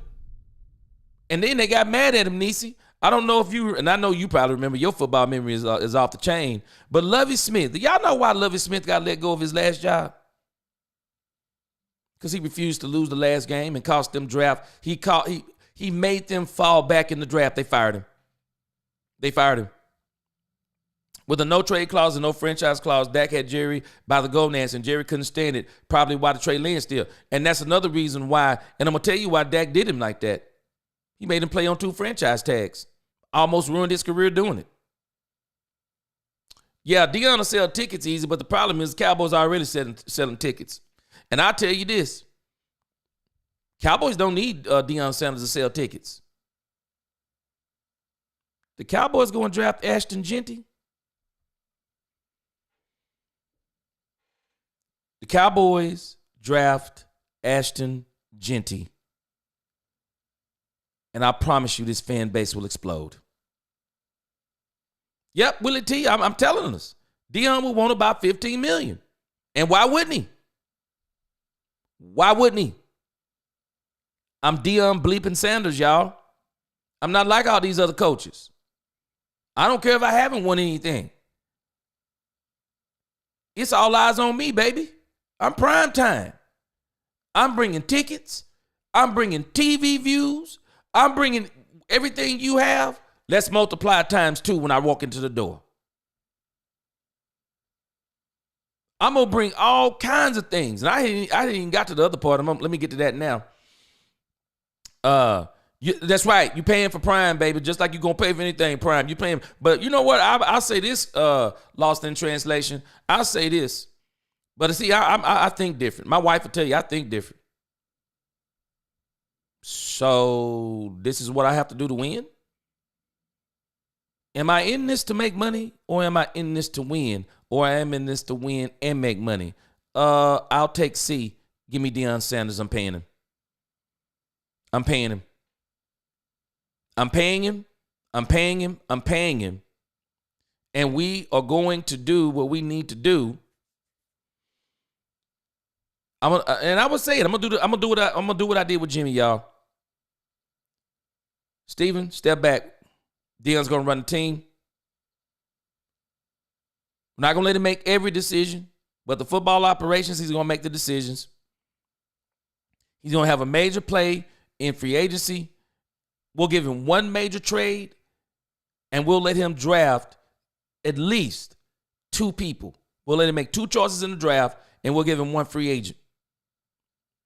That's it, Purple Soul. I said it before. And some of the fans think this.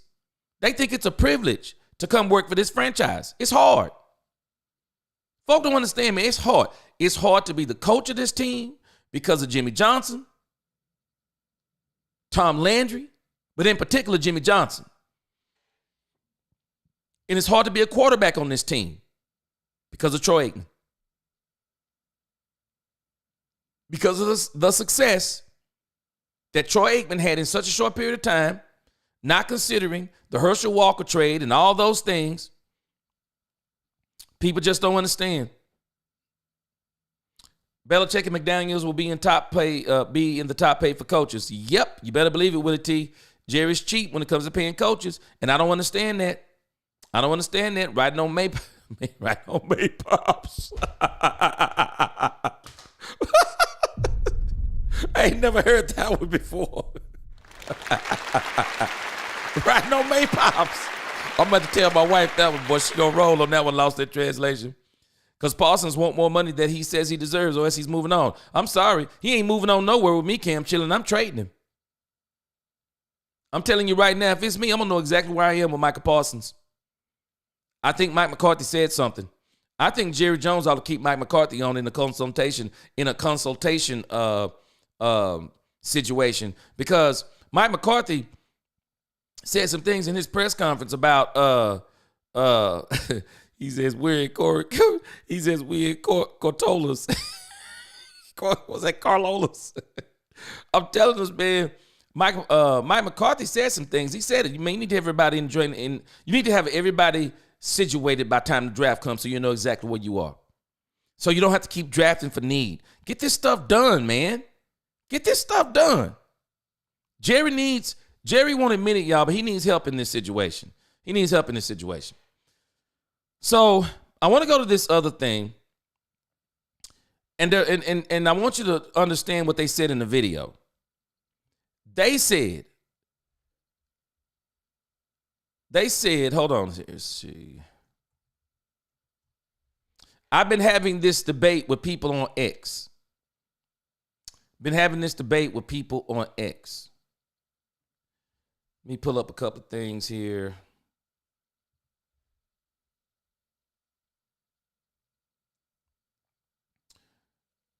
But the argument has been on X is that the Dallas Cowboys are going to hit the top 5. I don't believe the Dallas Cowboys are going to hit the top 5. I don't believe it. Because right now the top 5 is the 2-win teams. The Dallas Cowboys are in the 3-win teams.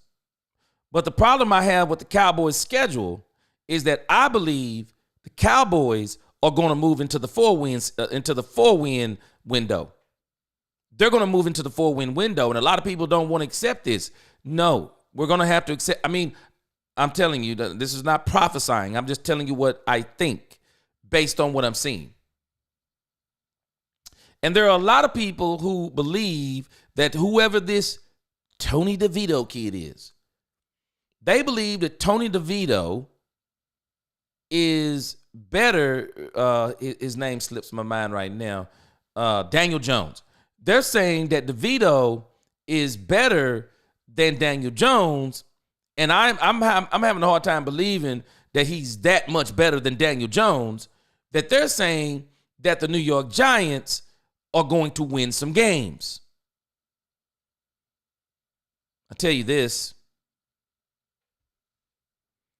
If I'm the owner of the New York Giants, the first game Brian Daboll win, I'm firing him.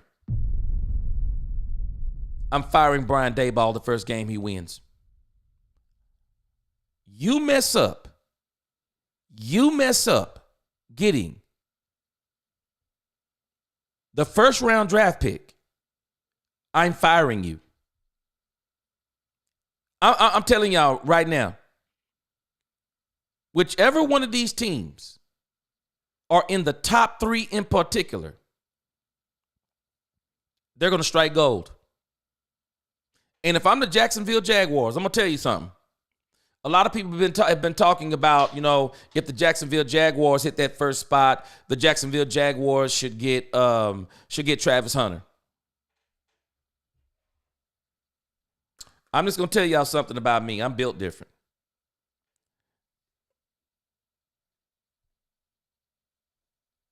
I'm built different when it comes to this type of stuff.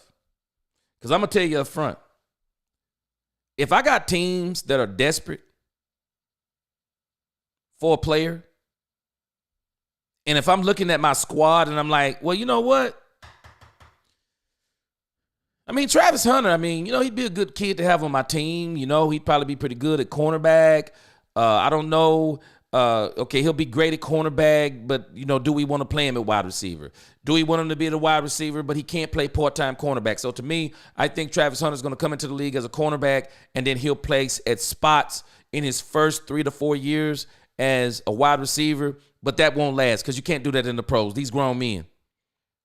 These are grown men that are playing, and they will end your career trying to go both ways in the pros. They'll end your career. But if I'm a team, if I'm the Jacksonville Jaguars and I get that number 1 spot, I'm trading it. I'm trading it for 3 first-rounders. I am. I'm about to get the Trey Lance deal. I'm going to get the Trey Lance deal that Kyle Shanahan gave up for Trey Lance. I'm going to get that deal. I don't understand why the Chicago Bears didn't get that deal. I'd have kept Justin Fields for another year. And I would have gave up that first-round draft pick, and I'd have got me 3 more. I'd have built my whole team. Do we not understand that if you can get someone else's number 1 while keeping your number 1, what that does to your team? It's hard to miss on top 10 players in the draft. It's hard to miss.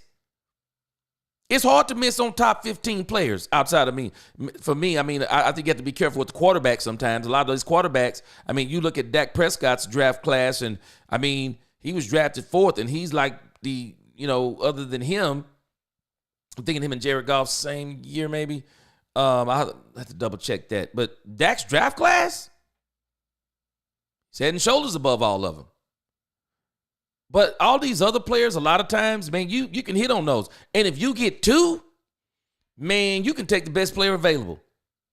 If not twice, once. I don't think the Jacksonville Jaguars, I don't think they're going to drive. I think we'll see over the next couple of weeks. I think Jacksonville Jaguars are trying to stay in that number 1 spot. I think Tennessee, I think they're going to do everything they can do to not win again. Cleveland Browns actually have an opportunity. I believe the Cleveland Browns are going to do something that they hate to do. I believe the Cleveland Browns are probably going to cut ties with Deshaun Watson and just eat that salary. And I don't think anybody else will probably I don't think anybody else is going to be willing to give Deshaun Watson anything. Deshaun Watson is one of the biggest travesties, and I think they'll be doing documentaries on him when his career is over. The New York Giants, I'm telling y'all, they're not going to win another game, and neither will the Las Vegas Raiders. I just don't believe they're going to try to win. I think this top 5, I think the possibility, to me, there's only 2 teams that I could even possibly see moving out. That would be the Jaguars and the Cleveland Browns. And even then, that still only puts them with 3 losses. And then when it comes to tiebreakers, even if the Cowboys stayed at their current position, they would still, based on tiebreakers, the Dallas Cowboys do not crack the top 5. They do not crack the top 5. I'm going to do a more in-depth video on this subject matter because what I want to do is I want to go in and I'm going to break down and show us what the schedule of each one of these teams. We'll break that all the way down, and then we'll kind of guess the wins and the losses. And I'm telling you, and I know some of these fanatical Dallas Cowboy fans. I'm a Dallas Cowboy fan. I've been a Dallas Cowboy fan for 40 plus years, but I'm also in reality. The Cowboys have literally almost already won too many games to be in the top 5. And I got a funny feeling they're probably going to beat the Giants. Got a funny feeling they're going to beat the Giants. I just think they're better than the Giants. With everything they have going on right now, currently constructed, the Cowboys are better than the Giants. And I think they're going to beat the Giants on Thanksgiving Day. I think Thanksgiving Day, the Dallas Cowboys will get their first win at home. And Jerry Jones. And, when you think about where they have the Dallas Cowboys, I'm going to tell you right now, y'all, this part right here got me mad. So the same site has also given their mock draft. And this right here has me mad. I want y'all to look at this. They got Travis Hunter to the Jaguars. I could see it. I wouldn't do it. Shedeur Sanders to Tennessee. I have a feeling Deion's going to intervene, and the place that I think Shedeur winds up is the Las Vegas Raiders. But we'll see how that all turns out. They also have Mason Graham, defensive lineman, going to the Browns. Cameron Ward going to Miami. Cameron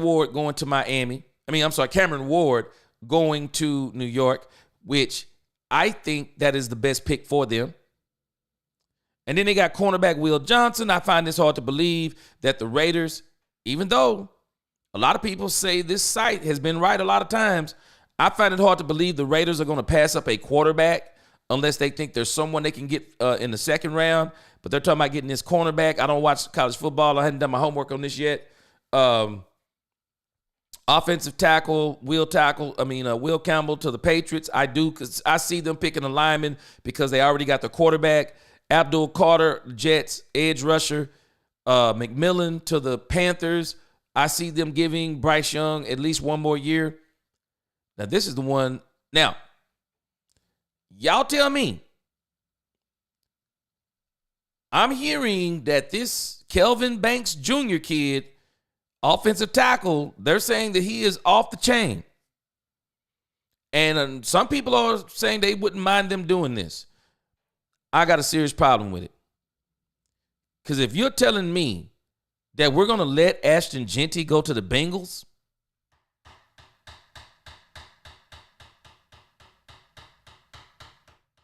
I got serious problems with this. I got serious problems if you let Ashton Jeanty pass. If Jeanty is not on the board, that's one thing, because you can't get him. But if you're telling me, because I think this is where the Cowboys are probably going to draft, right around number 9. You're telling me that they're going to let Ashton Jeanty,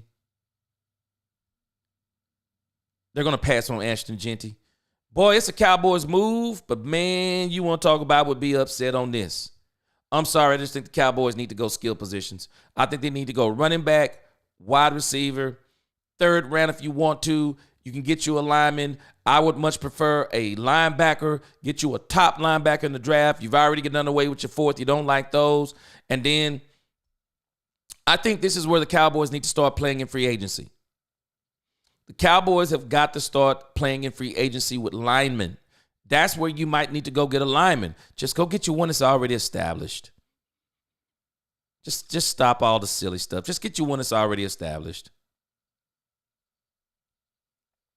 Well, I see some of the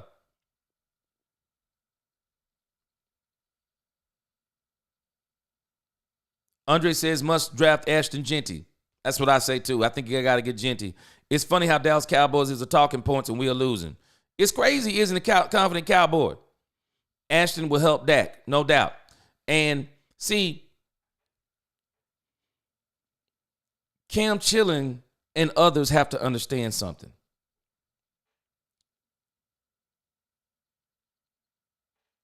You got to know who your quarterback is. Cam Chilling and others are not understanding something. The Cowboys have set Dak Prescott up for failure. Dak Prescott, his scouting report said, play action quarterback.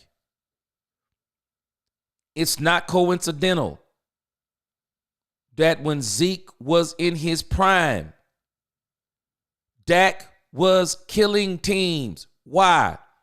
Play action. But over the years, especially when Kellen Moore came in, Kellen Moore, because he's a former quarterback, he has a quarterback mind. And if you look at his stats at Boise State, Kellen Moore threw the ball all over the field. And that's what Kellen Moore likes to do. Mike McCarthy, West Coast, that's a throwing offense. The reality of the situation is Dak Prescott needs to be what he is, a play-action quarterback. And we actually act like this is this Dak Prescott. It's not just Dak Prescott, y'all. Most quarterbacks are better quarterbacks when they use play action. They're all better. It's not just Dak. They're all better with a running game. They all are, including Patrick Mahomes. They're all better with a running game. You don't want the world on the shoulders of the quarterback. You don't.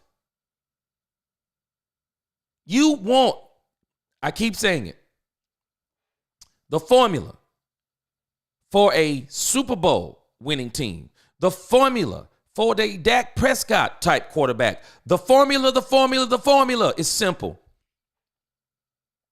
25 throws. That's it. That's it. That's all you want from your quarterback. I don't care who he is. Even Dan Marino. I bet you Dan Marino look back now and go, man, you know what? Maybe if I would have got a running game. Maybe if I would have had a running game some of those years, maybe I'd have went to more than one Super Bowl. There's a reason why. Let me show you. I can prove my theory by what they're saying on the draft. Who right now in this chat wouldn't tell me that Joe Burrow is a bona fide beast? Who wouldn't tell me Joe Burrow is a bona fide monster? Well, if Joe Burrow is such a monster, explain this to me. Why do they have Cincinnati picking up none other than Ashton Jeanty?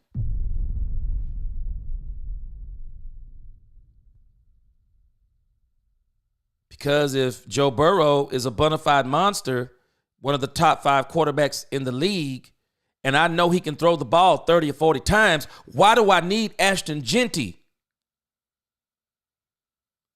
It's a waste of a pick to get Ashton Jeanty if I'm saying that Joe Burrow is all that in a bag of chips. I really don't need an Ashton Jeanty type of running back to go with Joe Burrow. I just need somebody I can hand the ball off to from time to time. No, that's not what they're doing. You know why? Because a running back, y'all, a running back doesn't just change life for the quarterback.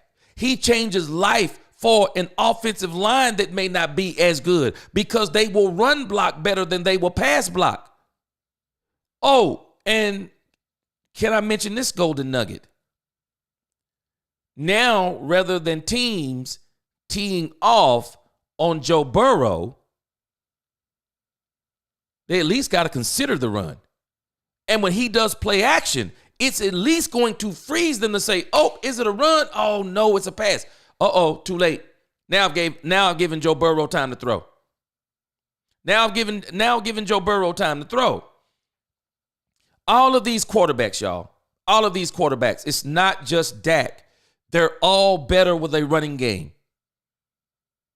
The formula is simple. 25 throws, no more than 30. The further we get away from 30, the higher we go away from 30, the lower our chances of winning.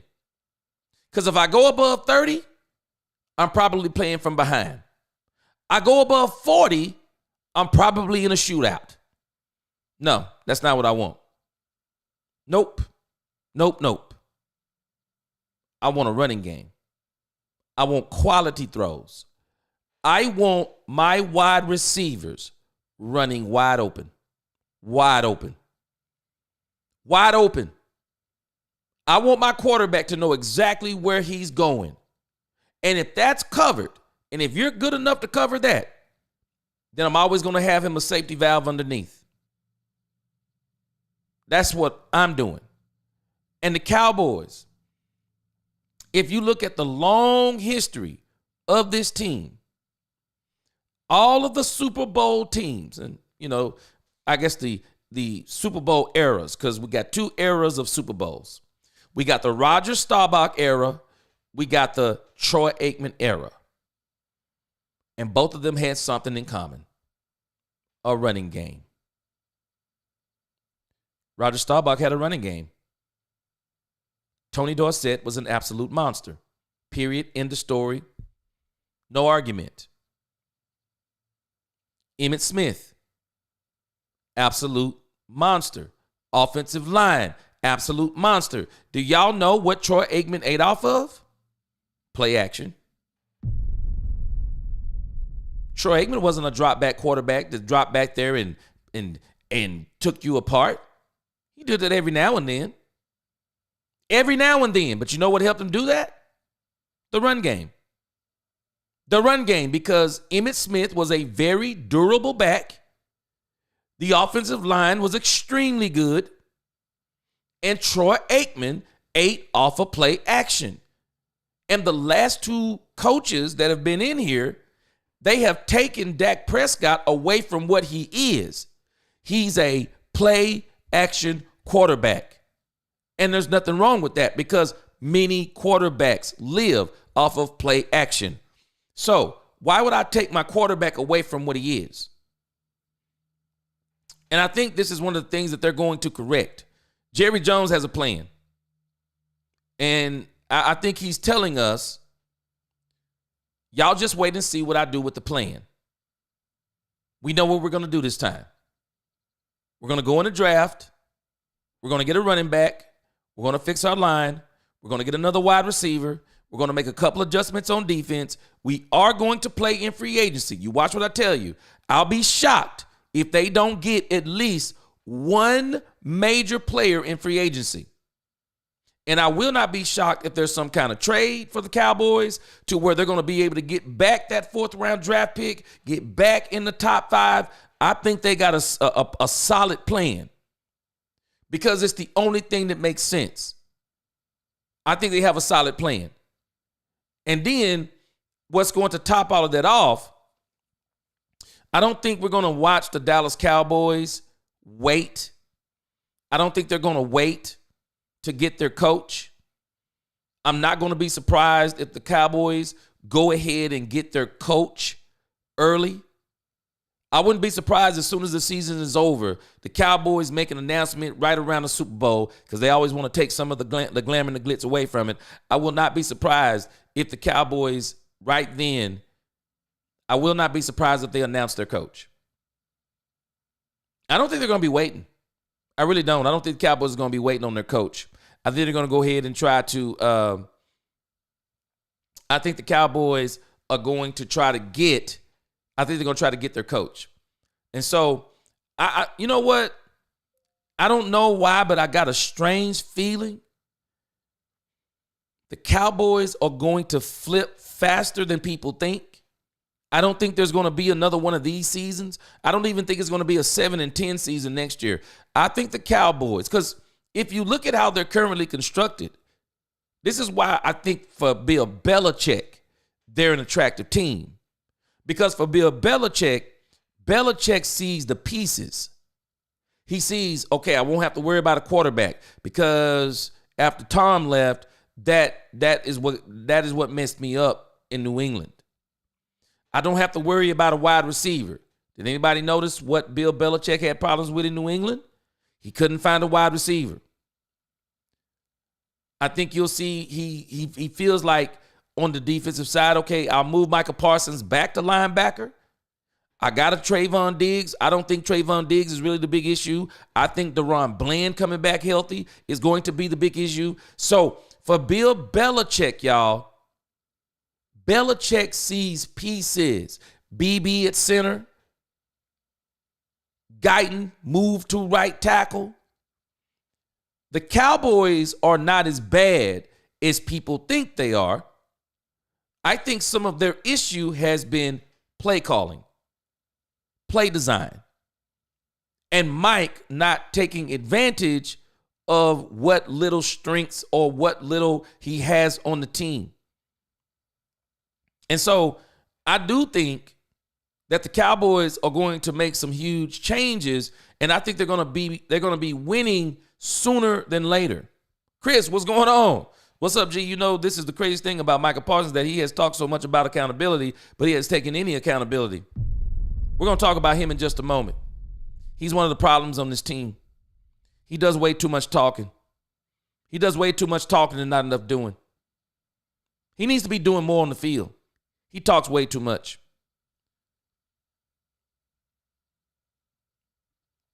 Belichick will make Jerry Jones go into a different kind of monster. Jimmy Johnson fiascos. Well, you know what, Paul?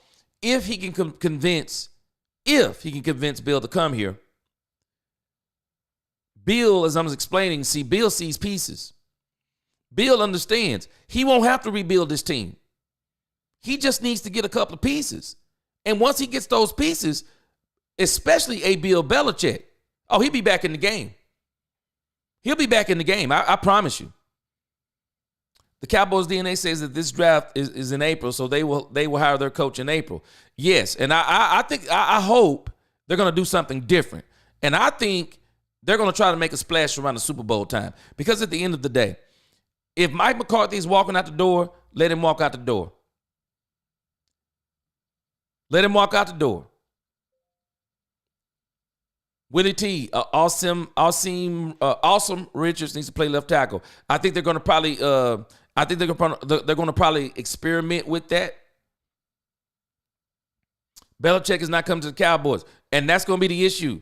There will have to be a clear line drawn in the sand of Belichick saying, "If I come here, it's going to be this, and this, and it's going to have to be in writing." I guarantee you. It'll have to be in writing, or else Bill won't be here. But make no mistake about it, I think Bill wants to be here. Because when Bill looks out, I'm gonna tell y'all something. I know a lot of us, we think when we look out there, and you think, for example, let's pull this back up again. You pull this draft order back up again, and a lot of people look at these teams and they're thinking in their minds, they're like, let's say some of these coaching jobs come open, and you start looking at these jobs and you say, hey, man, you know what? Now, the Jacksonville Jaguars team does look attractive in a sense. I think Doug Peterson is probably going to be fired. And they could give Doug another opportunity. He's a Super Bowl winning coach, but I think he's going to be fired. Now, that team is probably an exception because you have Trevor Lawrence. They've already paid him. I think they have a couple of pieces too. You look at that team and you go, okay, I could probably do something with that. But you look at the Tennessees. I mean, you're basically going to have to build almost from the ground up. Cleveland, dumpster fire. You're going to at least be waiting 3 years to build that mess up. New York Giants. You're going to be starting with quarterback again. I don't know who Tony DeVito is, but Tony DeVito, if he was any good, he'd already be a quarterback in this league. Tony DeVito is not going to be a starter. The Las Vegas Raiders, you have to understand, you're going to have to rebuild that team. That could take you a couple of seasons. And even then, it doesn't mean it's going to pan out, depending upon what you don't really have any history to say, can that quarterback be successful? Can we be successful? You look at the New England Patriots, that coach, I'll give him another year. Maybe 2. He better do something next year or else he'll be out of there. New York Jets, dumpster fire. You're going to have to really do some rebuilding. Carolina Panther, dumpster fire. They got a bad ownership too. The attractive team on that list is the Dallas Cowboys. If Jerry will let you do your job. If not, it's a dumpster fire. The Cowboys are a dumpster fire too if Jerry don't get out the way. But a Bill Belichick is the only other coach other than Dion that I see with the cachet to say, move out the way, Jerry. Move out the way. Let me handle the football business. He's the only one I see that's got that cachet. And so we'll see if he does it. Yeah, I think the chickens are coming home to roost time. I think the chickens are coming home to roost. Well, I'll be honest with you, Paul. There's only one player I'm keeping on this team right now if it's me. And I'm talking about straight up going into the draft. Only player I'm keeping on this team is Dak Prescott. It's the only one. I'm trading. I'm serious. And I know it's not going to happen. But Micah Parsons could be the Herschel Walker trade. He could. He could be the Herschel Walker trade for you. I would make the trade. Mike McCarthy already sold his house. Keep in mind, David J., he also does still have Dan Quinn's house here too, though, if I'm not mistaken. Yes, Jose, Bill loves Dak. And I think he sees it as, yeah, Roberta, he sold it, but he also has Dan Quinn's house, and I think Dan Quinn's house is still in the area. He already sold it according to Mike Fisher.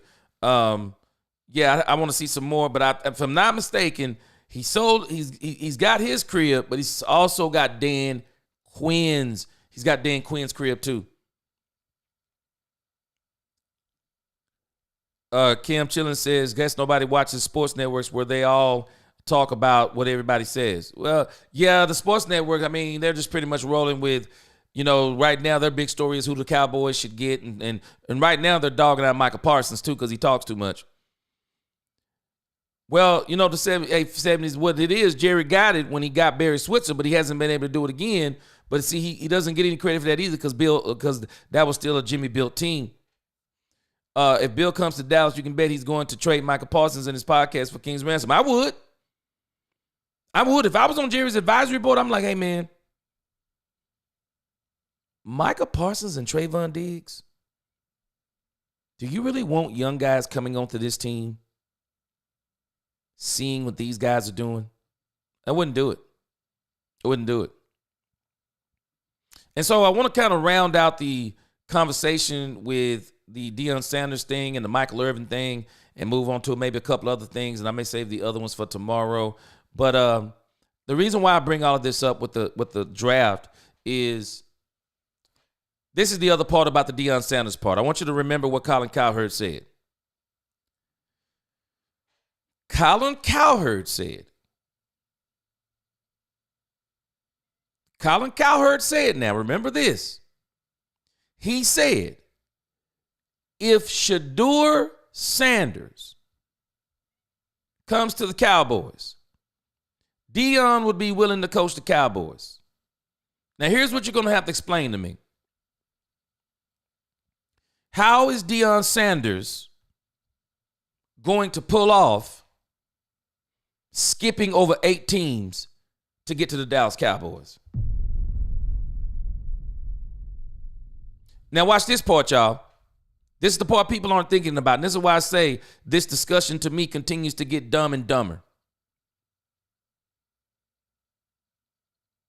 It's not what Deion Sanders is going to have to pull off. It's what the Dallas Cowboys are going to have to give up. It's what they're going to have to give up. So I want y'all to imagine Deion Sanders writing this check to the Dallas Cowboys. This is the check he has to write. Deion Sanders has to write a check to the Dallas Cowboys after they pay what? $24-25 million just to get his services the first year. Not to mention the staff that they're going to have to put around him because he's not an offensive or defensive coordinator. So you got to have the OC, you got to have a separate OC in DC. So that's more money you're going to be spending. But now he has to write you another check. He has to tell you that if you bring in Shedeur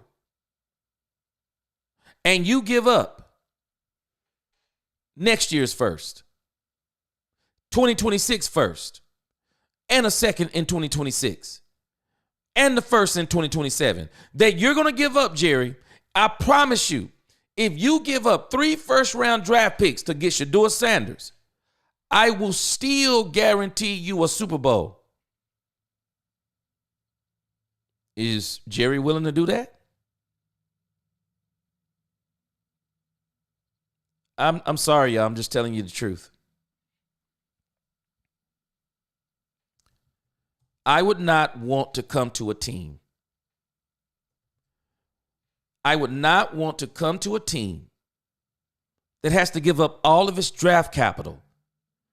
All of its draft capital for me. Wait. Did I just say draft capital? Hold on a second. Not only draft capital. Let me let you feast your eyes on this again. Because people sometimes just, we're talking football, but we're not talking football business. We're not talking football business, y'all.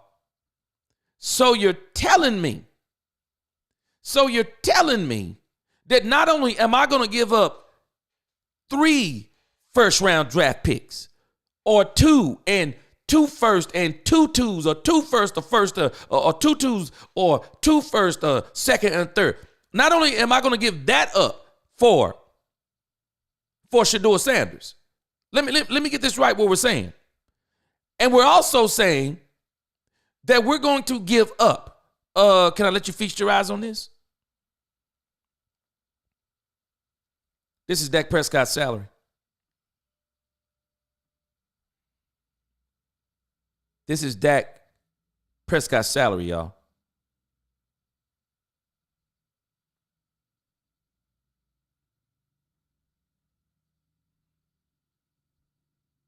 Some of us are not understanding what I'm saying. This is Dak Prescott's salary.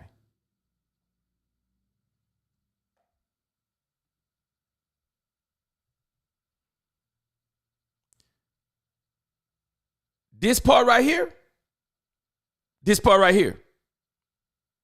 already in the bank. This part right here, it's already in the bank. So you're basically saying, I'm willing to give up 80 to 90 million off the top. Wait a minute, hold on. Y'all see this part right here?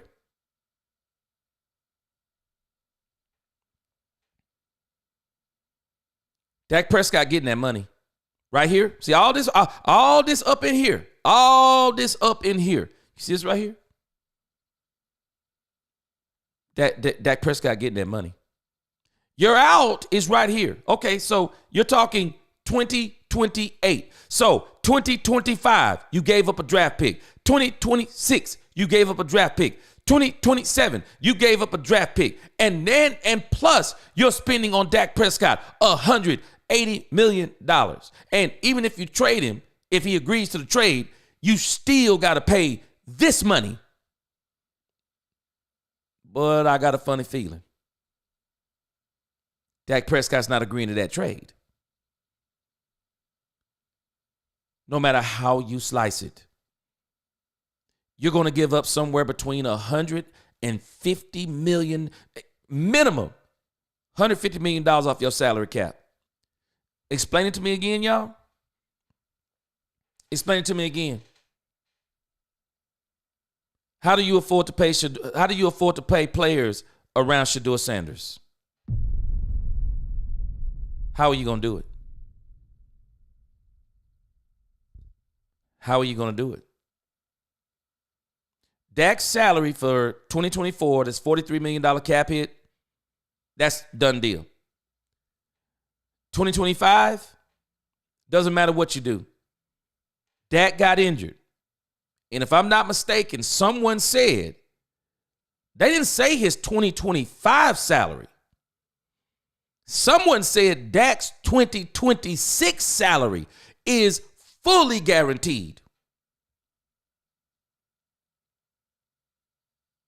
Tell me anything you want to. I don't care if you tell me Dak Prescott's the worst quarterback since, I don't know, you fill in the blank. You could tell me Dak Prescott's the worst quarterback you ever seen in your life. He forced the ball to CeeDee. He threw 95 interceptions. You can tell me what you want to, but Dak Prescott is our quarterback, y'all. I just gave you in 2 hours. I'm sorry it took so long. But I just showed you, do we not understand what we're going to have to give up to get Deion Sanders? Do we not understand what we're going to, and watch this, we're not giving this up. Y'all know how I know we're not giving this up? Because some of us, see, we hope against hope. We don't understand what we're watching. We don't understand football business. You got to understand football business. And when you don't understand all of these things, you start saying stupid things, just like Michael Irvin. Michael Irvin, y'all, he knows all this too. Do y'all not understand that what Michael Irvin is saying, he's also saying for entertainment value? Michael Irvin is officially a part of the 3 and the 4-letter networks, but Michael Irvin himself knows. If Michael Irvin is being honest, Michael Irvin knows this is a dead and mute conversation. It's dead. It's absolutely dead, and it's a stupid conversation because does anybody not realize Shedeur Sanders is surrounded with talent? Shedeur down to the backups. Do y'all know what college football allows you to do? College football allows you to have super studs on the bench. We don't understand what we're talking about, man. College football is a whole different animal than pro football. And we be running around here talking stupid like this is John Madden football in franchise mode. Well, go play football. Go play John Madden football in franchise mode because it don't work like that in the pros. It don't work like that. It's football business. It's football business, y'all. We don't understand football business. And that's why we be running around here crying. Yeah, you cry all you want to. Cry me a river. You don't get to get around the football business, just like Deion Sanders. College football is big business too. It is. It's big business. Let me show you something. You think you crying now? All you folk who cry about Dak Prescott, you think you crying now? Tell me if I'm not telling you the truth. So, is Shedeur Sanders coming out of college better than Trey Lance coming out of college? Because I'm going to tell you he is. Shedeur Sanders. Shedeur Sanders, y'all, is better than Trey Lance. He is. Especially coming out of college. If I look at Trey Lance coming out of college and Shedeur Sanders coming out of college, Shedeur Sanders is better. Because I'm telling you, man, Shedeur Sanders, man, he got a nice, his ball placement is crazy. I'm interested to see if he can do that in the pros because that game speed speeds up. That's why I want to see him in the college football playoffs. I want Colorado there because I want to see what does Deion and Shedeur look like because now you move up into that SEC competition. Now you moving up into, hey, bro, this is the big dogs now. This the big dogs. This ain't the small. This the big dogs now, bro. I want to see Shedeur Sanders in the college football playoffs. What does he look like then? When pro football players are rushing him because the college football playoffs, guess what? Those are the future Sunday players. They are. They are the quarterbacks, the running backs, the defensive linemen, the linebackers, the cornerbacks. Everybody on that will be that. That's what I want to see. I don't want to see all this Big 12 mess. I done seen enough. Deion's a great coach. I expected this. I don't know about anybody else. I expected this. This is why Deion Sanders is my favorite football player of all time. Deion talk messy, back it up. You can't talk like Deion if you don't back it up. That's what Micah Parsons needs to learn. You better walk it like you talk it, Micah. Because we're not letting you walk it like we're not going to let you talk it and you running around here getting one assisted tackle on Monday Night Football in front of the whole world talking about we got a good football team. What? Man, you in la-la land. Paul Rodriguez, appreciate the super chat. 85% of sports news is BS. You spitting facts, bro, 100%. Appreciate you, Paul. I'm telling you. Michael Irvin, there's no way Michael Irvin doesn't know this stuff. There's no way he doesn't know it. Because the reason why I'm making the Shedeur Sanders argument is I'm about to drop the next bomb on you. Do y'all know that Kyle Shanahan had Jimmy Garoppolo as his starter? Super Bowl appearing Jimmy Garoppolo, one overthrow away from overthrowing the Kansas City Chiefs? Excuse me. Jimmy Garoppolo did that. Jimmy Garoppolo got them to the Super Bowl. And Kyle Shanahan said, no, I'm pushing in all the chips. Because guess what? If the Dallas Cowboys get Shedeur Sanders, they're pushing in all the chips. I got news for us. When he pushed in all the chips, he had a way better team around Jimmy Garoppolo. He had a way better team he was going to put around Trey Lance. He pushed in all the chips. You know how I know he pushed in all the chips? Let's look at the trade details. Read it and weep. Read it and weep. Delusional Dallas Cowboy fans. Read it and weep. Back in 2021, the San Francisco 49ers put all their chips on the table to acquire a young Trey Lance in the draft. The Niners had a solid starter in Jimmy Garoppolo at that time. I just wonder had they put more players around Jimmy Garoppolo. I just wonder if they would have said, no, we're going to put more around Jimmy Garoppolo. Could they have done better? But no, not them. They felt that Lance had the potential. Potential?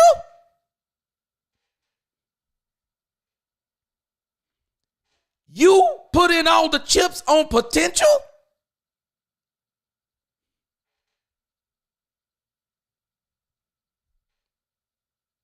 Trey Lance hadn't even played 20 college games. You doggone right they were going off of potential. You're doggone right they were going off of potential. That ain't the bomb I'm about to drop on you, though. They sent their 2021, one first-round draft pick. 2022, 2 first-round draft picks. 2023, 3 first-round draft picks. Wait a minute. Also, as a 2022 third-round pick to the Dolphins in order to trade up to the number 3 pick. What? What if they'd put all 3 of those first-round draft picks around Jimmy Garoppolo? What if they'd put all those around Jimmy Garoppolo?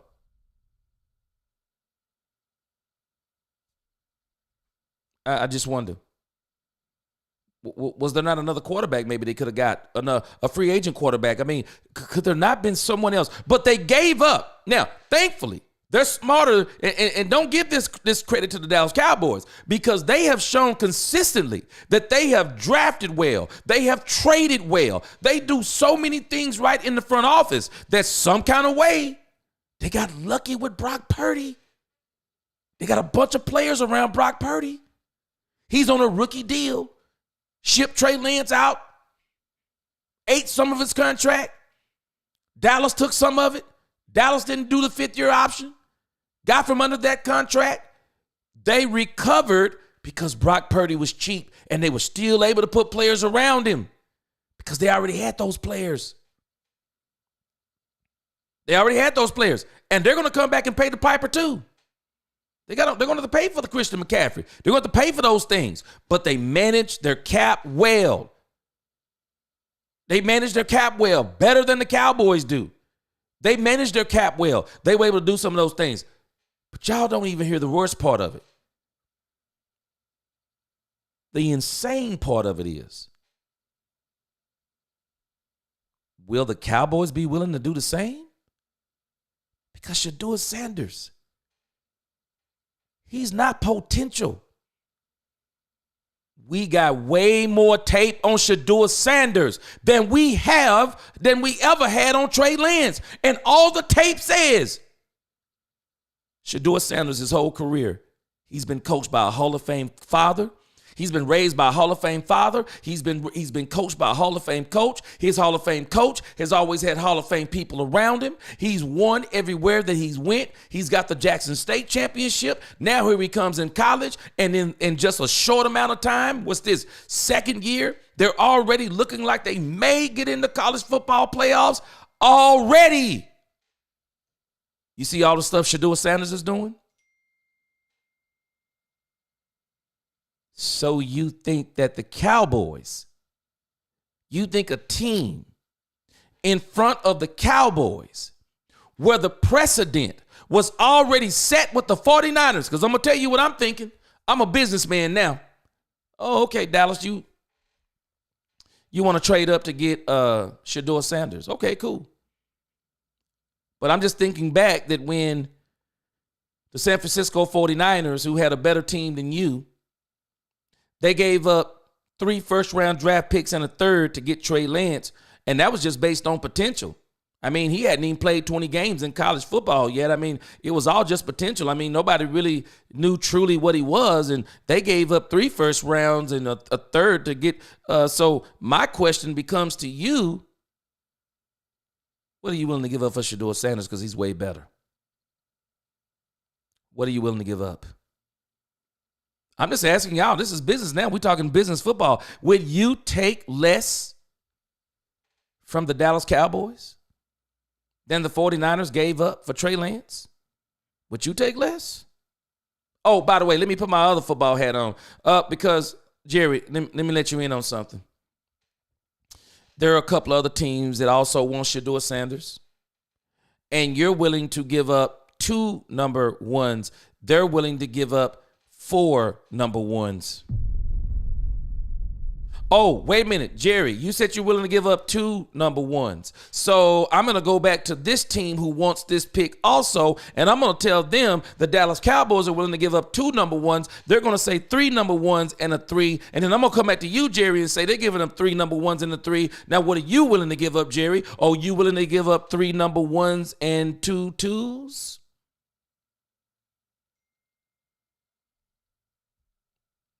It's football business. This is football business. This isn't John Madden 2025 franchise mode. This isn't John Madden 2024 franchise mode. And on top of all of those draft picks, I'm going to give up. How do I eat Dak Prescott's contract? And then if I eat Dak Prescott's contract, how in the world do I bring players to put around Shedeur Sanders? How do I do it? This is dumb. This is dumb talking. It's just, I mean, you know what? We want to have these conversations, have them. But I'm going to talk real. I'm sorry, I'm going to talk real. I'm going to talk real, and I'm going to dead these conversations because they're stupid. And if the Dallas Cowboys do everything I said just then, they're even more stupid than I thought they were. Because if they give up all of that to get Shedeur Sanders and Deion Sanders in the door, it's not about football. It's not about winning. It's about giving people false hope. See, we've distorted the word hope. The Bible tells us there's one hope that's built upon facts and evidence that prove the facts. Faith is the evidence of things not seen. So you're telling me that we're going to do all of these things that make no sense when we also have the evidence that this owner isn't even capable of navigating these moves and making these moves turn out right. I don't understand it. The young folks have a song. They have a song. They be going, hype me up, hype me up. I'm sorry, you ain't hyping me up. I'm not letting nobody get me hyped up over this whole Deion Sanders and Shedeur Sanders. It's just dumb talk. The only thing all this talk is going to get is Deion Sanders and extension with the Colorado Buffaloes. That's all it's going to get. Because I promise you, as we speak, Colorado are already negotiating the deal. They're already negotiating the deal. I bet you right now they're typing up 3 different deals. They're typing up the deal if Deion Sanders gets into the college football playoffs. They typing up the deal if he win one of those games in the college football playoffs.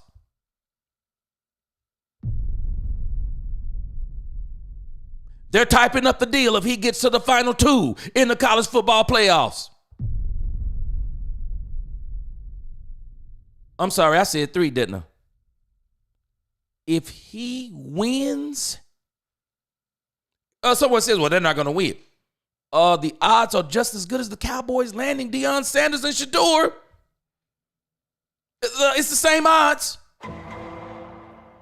Deion Sanders mess around and winning those college football playoffs, I'm sorry. Not only will Colorado be knocking at his door saying, hey, man, we're going to give you $50 million over 5 years. Florida State, some of these other upper echelon teams, man, these college teams' pockets run deep. They'll be offering Deion Sanders.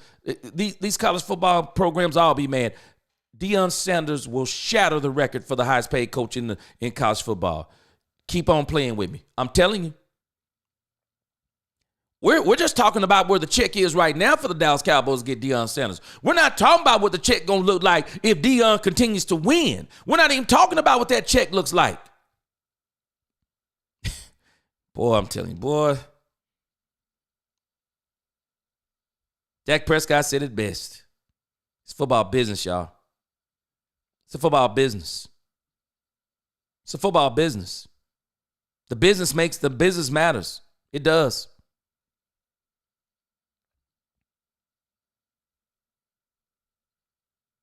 Yes, sir, Delton Singer. Yes, sir. Got to walk it like you talk it. And I'm telling y'all, even with everything I said, I mean, you got to think about it with Bill. Jerry is going to have to make Bill some promises for Bill to come here. Bill ain't coming here like all these other coaches. This is why you're hearing all of this talk about the Jason Wittens, the Kellen Moores. Jerry don't need none of those coaches. Jerry needs a coach who's going to come in here and tell him, you either going to do this or else. That's why I don't even think Bill Belichick.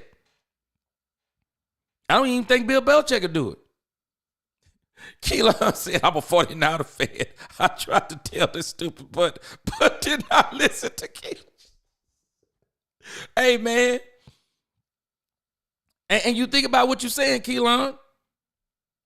We're asking the Cowboys to do the same thing. Now, if faith is the evidence of things not seen, we've seen what San Francisco was. They not only did it, but they overcame it after they made the mistake. What evidence do we have that the Cowboys could make the same mistake and overcome it? San Francisco was smart, man. At least they paid their players. They paid their players. And the Jimmy Garoppolo contract, while it was high at the time, it became lower as it went on. And so they were willing to eat some of the Jimmy Garoppolo stuff. Got them a rookie quarterback who looked better than Jimmy Garoppolo and Trey Lance, Luck, and were able to get rid of both of them and still came out on top. Dallas ain't doing that. Not to mention, you got to have great coaching and a great GM to do that. We don't have a great GM, and we definitely don't have a great coach at this time. Kyle Shanahan didn't want Trey Lance. The GM made the trade. And thankfully, Willie T, you giving some insight there. Thankfully, but Kyle Shanahan is a good enough coach. He can overcome it. Victor Maldonado, 49ers would have dominated. I'm pretty sure you're talking about if they would have put more players around Jimmy Garoppolo. You think about this. For every first rounder you give up for Shedeur Sanders, what if you put that same first rounder around Dak? I'm going to tell y'all something about the Detroit Lions. Willie T, you better be careful on Brock Purdy getting paid. Kyle Shanahan has shown us something. He wants to win. And unless John Lynch and that owner override him, I have a feeling they're not going to play Purdy. I have a feeling they're not going to play Purdy. I have a feeling they're not going to pay Purdy. And I'm going to be honest with you. Paying Brock Purdy the Dak Prescott deal, I'm not doing it. I'm not doing it. I'm not paying Brock Purdy that, especially when I could probably go in the draft, and this time I could probably get me. Hold on a second. Where's the 49ers at? So right now, the 49ers are currently at 18. The San Francisco 49ers could probably stay within that, 18-10 range? You think I have to pay? You think I have to pay Brock Purdy? If Brock Purdy roll up in here talking about the Dak Prescott deal, I bet you I won't. I bet you I won't pay Brock Purdy.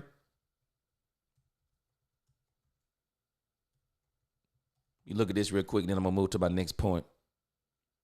You look at this real quick.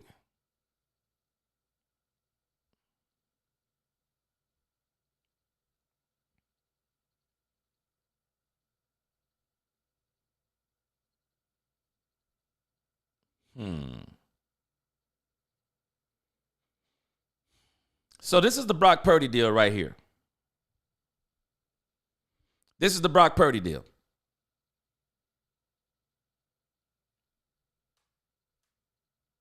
Brock Purdy deal next year. His base salary is $1.1 million. Signing proration, $19 million. So it's like his cap hit is only $1 million. And his dead cap hit is $19 million. So it looks like his entire deal, for the most part. Okay, wait a minute. Hold on a second. Did I say 19 million? Okay, I'm sorry. I said 19 million. It says his dead cap hit. Okay, I don't quite understand. Signing bonus 77,000. Total guarantee 77,000. I'm not sure, but maybe this is some kind of fifth year thing. I'm not sure with Brock Purdy. I don't even know how this is being read per se. The signing proration. Okay. Saying all that to say this.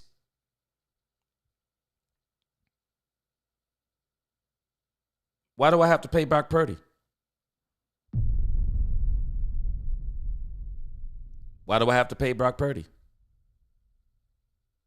I said this early in the season, Willie T.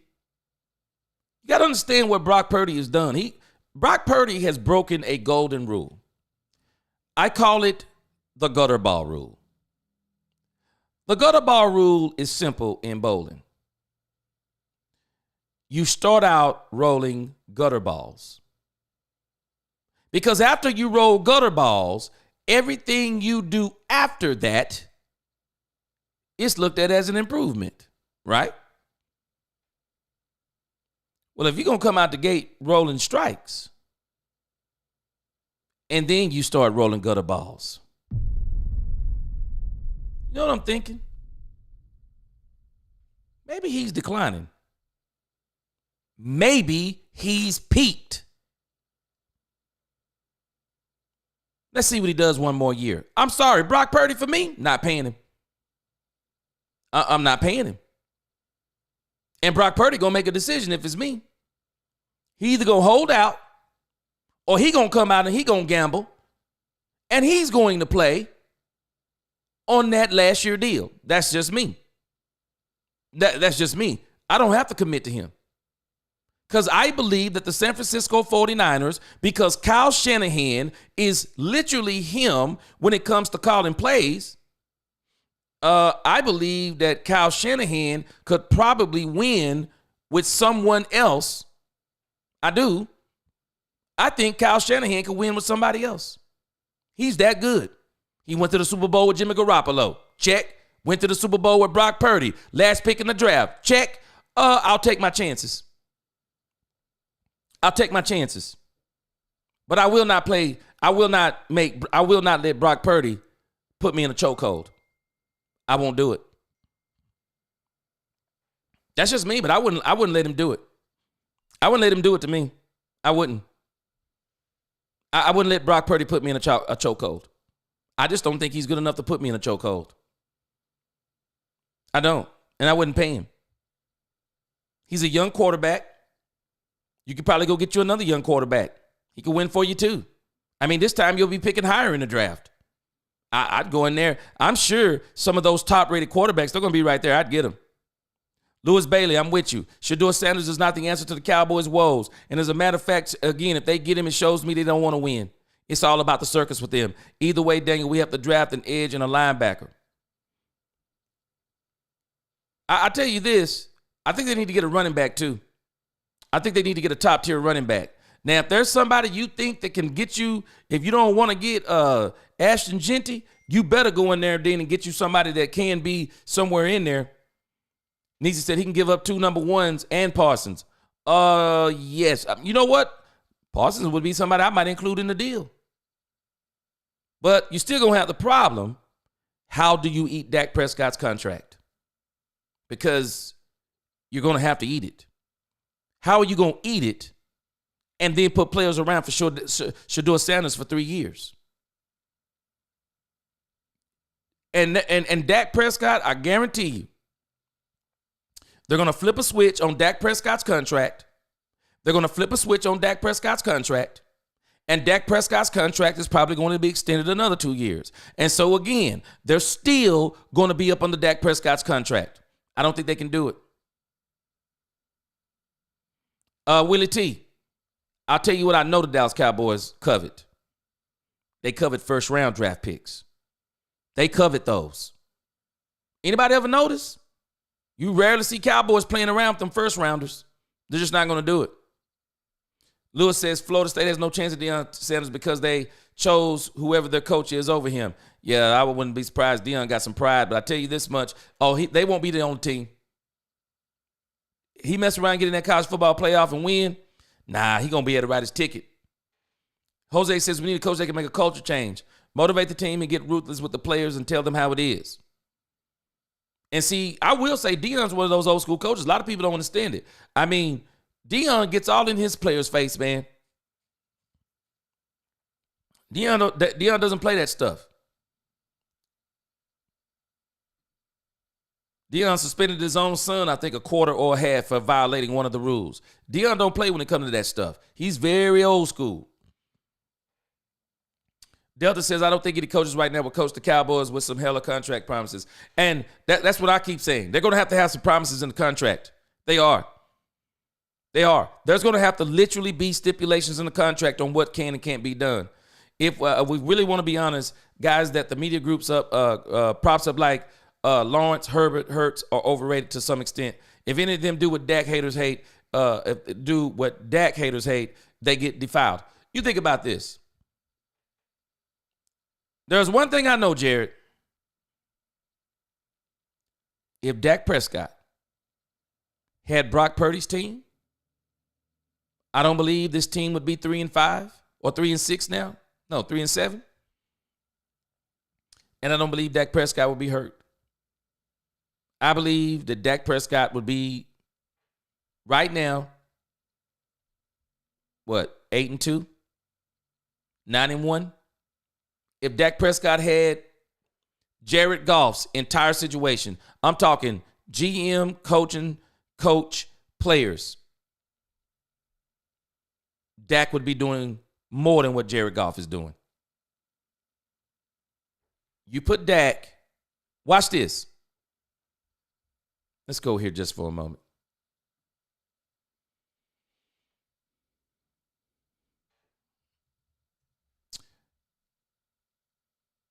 It's funny to me how people talk about Dak while at the same time they know that Dak doesn't have anything around him. I mean, they're not dumb. They're not dumb. They can't admit that stuff because then their talking points would be dead. They can't. Y'all have to understand. They can't speak the truth because the truth would destroy all of their arguments. But I want you to look at this picture right here.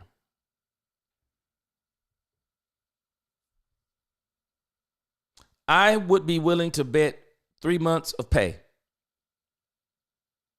that if Dak Prescott had what Jared Goff has, Dak Prescott would be in that same spot.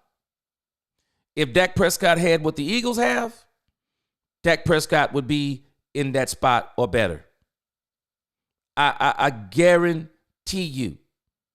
If Dak Prescott even had what the Washington Commanders have, I believe Dak Prescott would actually be higher with the Commanders. If he was what Jordan Love has, I believe he would be higher than that. The Vikings, I mean, they're 8-2. I mean, Dak would be probably 8-2, 9-1. Probably would have beaten Detroit with that team Minnesota has. Give Dak Prescott Justin Jefferson. Watch what he does. Give Dak Prescott those weapons.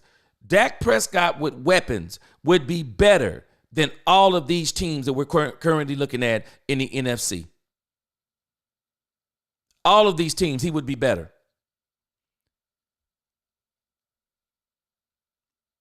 Could y'all imagine Dak Prescott on the Pittsburgh Steelers?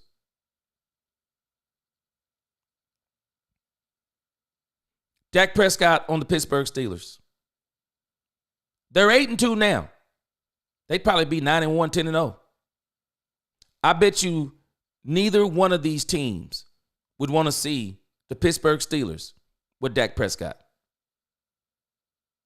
I'm telling you, people don't understand coaching and players. Coaching and players matter. They do. And all of the great quarterbacks, they've had great coaching and players around them. They have. They have. You might could name me an anomaly, but you're not going to name me many.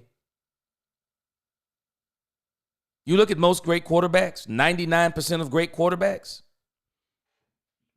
And even if you show me the ones who were not great and won Super Bowls, I'm going to show you they had a super team around them.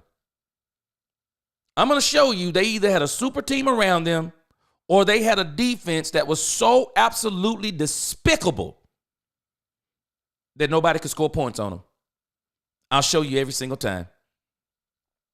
You give me Nick Foles, they had already built a super team around Carson Wentz, including the coach. They'd already built a super team, offense and defense. All Nick Foles had to do is come in and just do what he needs to do. Even a backup quarterback is capable of a 3 or 4 good plays, 4 or 5 good throws. Any of them are capable of doing that. Well, when you put super teams around people, man, performing becomes a whole lot easier. I'm just being honest with you. It just becomes a whole lot easier. You can underthrow. You can overthrow. You can make it. You can throw an interception. You can fumble the ball. They're able to overcome it. They keep thinking it's the quarterback. It's not. It's not. That's the part people don't understand. Imagine 3 first round on the Niners team instead of Lance. Telling you, no cap. I'm telling you. I just wonder what they would have done. What the 49ers look like had they said, forget getting rid of Jimmy. I mean, we're going to keep Jimmy Garoppolo. Let's just put more around him. Let's just keep putting more around him. And then even if we do let him go, we can bring in a rookie. He even have more around him. Man, I'm telling you, I just imagine some of these teams, they too smart for their own good. Bro, they're offering Purdy $35 million, no more. I'm with you, no cap. I bet you he's not getting the Dak Prescott deal. Everybody talking about he going to break the bank. Why? Why is he going to break the bank? Dak Prescott has an advantage over Brock Purdy that Brock Purdy don't have. Dak Prescott saying, I've matched Tony Romo's career in 9 seasons. 2nd team All-Pro. MVP runner-up. 3 12-win seasons in a row. I got some skins up in here. This might not be Super Bowls. I got some skins. What can Brock Purdy come with? I'm better than Jimmy Garoppolo? Are you? Because Jimmy Garoppolo took us to the Super Bowl too. What does he get to come with? He doesn't. And that's just the reality of the situation. It's called football business. It's called football business. I think the 49ers could actually go into the draft in this upcoming draft. I think they may be able to get a better quarterback than Brock Purdy. I think they may be able to get somebody better. I do. There's some pretty good quarterbacks in this draft. The only other quarterback the 49ers would take is Ewers of Texas. And you never know who might come up on the free agency market. Sean McVay is trying to get rid of Matthew Stafford. I bet you Kyle Shanahan would be willing to take 1 year on Matthew Stafford. I mean, I would. I'd take a year on Matthew Stafford. And then if we lose, we could be in the Manning race. Nah, I'm not paying Purdy. I'm not paying him. But I'm telling you, this thing with the Dallas Cowboys, we're not understanding. We let these pundits hype us up. And this is why, you notice what Colin Cowherd said. If they get Shador, they're not getting Shador. They're not getting Shador. Jerry says, I hate the quarterback versus quarterback talk. Brock Purdy doesn't own Dak like haters say. 49ers own Dallas, sadly. They do. But that's not going to be any talk in the contract negotiation. They're not going to bring up Dak Prescott in that. Oh, you own Dak Prescott. No, we're not going to bring that up. His competition is who came before him. Okay, Jimmy Garoppolo on the Cowboys too. I mean, what has he got to argue? And the real issue is Kyle Shanahan is just a play calling genius. I think they could literally get another quarterback. And as a matter of fact, I would let him play out his deal. Can he force you not to? Okay, you don't want to play out your deal? We'll mess around and bring somebody else up in here and they'll do just as good as you. He's still on the contract. I'm not paying him. It is, Jared. It's hard to win. It's not only hard to win, it's hard to get to him. Look, Purdy is no bum, just not worth $60 million. That's it. That's my point. He's no bum, but I'm not paying him $60 million. Cal had leverage because he's going to tell Purdy, I got there with Jimmy G. Didn't I just say it? No cap? I'm telling you. I got there with Jimmy G. Dallas couldn't tell Dak that. Dak's better than Romo. I mean, I know some of the Romo fans don't like it, but Dak's better than Romo. He is. Dak will pay, they will pay Purdy because he fits. I don't think he does. I don't think he actually fits what Shanahan's looking for. I don't think he fits it.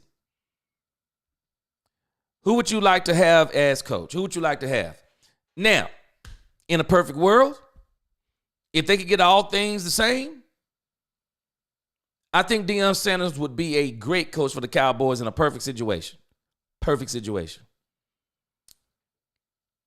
Reality, I would like to see either Bill Belichick or Ben Johnson. Those are my two picks. If the Cowboys pick Kellen Moore, get ready for more of the same. If the Cowboys pick Jason Witten, get ready for more of the same. That's just all you're going to see. It's just going to be more of the same. Because Jerry can control those coaches. So, it's amazing, Willie T. You said 49er fans are starting to get upset with Shanahan. It's funny you say that. Because Cowboy fans are upset with Mike McCarthy. But I bet you if they could get them 12-win seasons back again, I bet you they would. El Jerome, yeah, Sanders ain't in. He ain't coming. It's too much. I know, Jerry, because Cowboys haven't been to a Super Bowl in 30 years. Yeah, it's hard, man. Cal will be looking to retool and come out with a vengeance next year. He don't want to be tied up with a $60 million quarterback. No, I don't think he does either. Yeah, we need O-line before running back. El Jerome, I've been hearing people say that they think, I mean, that's why I was showing earlier about the some people are saying that the Cowboys are going to get a kid out of Texas because I think that they're saying, why get Genty if you don't have a line that can block for him? But me, I think you can get Genty, and then you already kind of got a good line. See if you can go in free agency and get somebody. Or maybe you can hit. They haven't been hitting in the early rounds on these guys, so I would try to hit in the later round. Skip said trade Dak to the Niners. Man, I bet you, I tell you this, that trade has not been presented, but I bet you Dak would take it. Yeah. I bet you Dak would take that. Yeah, I bet you he would take that. Y'all hold on just a second. I gotta answer the door. I'm the only one here. Y'all handling the chat, and I'll be back in just a second.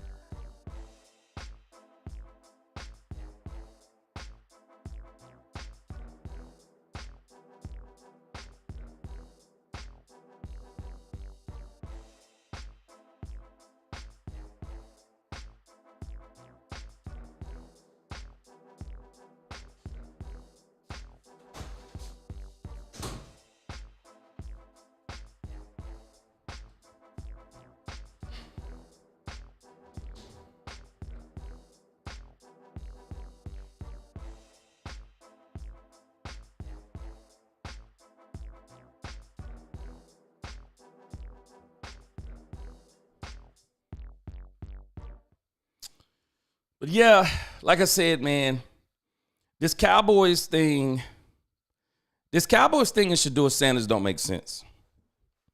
Even the Deion talk don't make sense. And I think at the end of the day, what we're going to see come out of this, I think what we're actually going to see is I actually think that we're actually going to see Deion Sanders get an extension. I think that's what we're actually going to see. I think all this talk, if I'm the Colorado Buffaloes, I'm just being honest with you. If I'm the Colorado Buffaloes and I really want Deion Sanders to stay around the program, I'm already negotiating. I am. I'm already negotiating with Deion Sanders on this whole deal. And I'm already making arrangements to keep Deion Sanders.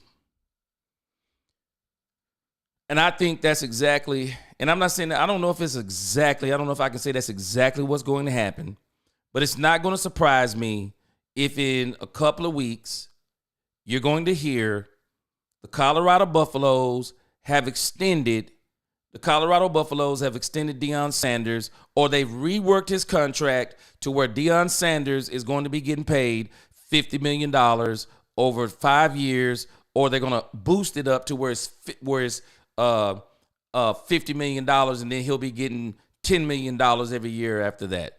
I think that Deion Sanders, and with everything that Deion Sanders brings, and I think Deion Sanders has proven himself, I think he needs to. I think if he can get into those college football playoffs, and I'm hoping that he gets there. Deion gets into the college football playoffs. Deion gets Deion and Shedeur get an opportunity to this out of this world, y'all. Deion and Shedeur will get the opportunity to be in front of the entire football world and prove that they can play with the big boys. Because to me, their competition is not good enough. And they play some pretty good competitive teams. But when you think about what they do in the SEC, if I'm saying that right, when you look at what some of the SEC teams do, they're playing major competition. I mean, you might be the number 5 ranked team in the country and you're playing the number 4 ranked team, or you're playing the number 9 ranked team. There are some teams that they have nothing but or mostly ranked teams on their schedule. And Colorado, to me, their competition, I would like to see more. I would like to see better competition. But either way, I don't think there's no way. I don't think there's no way Deion and Shedeur Sanders are coming here because of what the Cowboys will actually have to give up. I think what they have to give up will be too great. I think it'll be too great. And so I kind of knocked out those subject matters. What time is it? I got a few more minutes, so I'm going to close out with this, and then I'll come back tomorrow. I got quite a few stories for us to look at here over the next, to look at tomorrow. We'll look at what Micah Parsons said. We'll listen to some of the Jerry Jones interview. And then we'll hear what CeeDee Lamb had to say, which I think is very interesting. And then we'll look at some more, because we looked at the draft and things of that nature. And so we'll have a couple of more subject matters to talk about tomorrow. But I want to talk about these two in particular. Yeah. Got 2 short ones, and I'll let y'all go if y'all want to hang around. So there's some business going on about, I came across this the other day. I came across it last night doing some research on X. And man, when I saw this, I couldn't help. I could not help but to say, I 100% agree. And I mentioned this early on in the season, something similar to this. But Dez Bryant says something. Let me see if I can find it here. Yeah, here it is right here. Dez Bryant says something that should have everybody thinking. Dez Bryant said on X. Dez said, my analysis of the Cowboys has been accurate many times over the years. Despite this year's performance, I think McCarthy, Dak, and CeeDee have a poor relationship. He said the team doesn't mesh well. And Micah's podcast is an issue for some in the organization, though it promotes accountability. As an ex-player who knows chemistry, it's easy to tell when it's not there. If we're being honest, nobody should be offended. I'm coming from a non-biased perspective.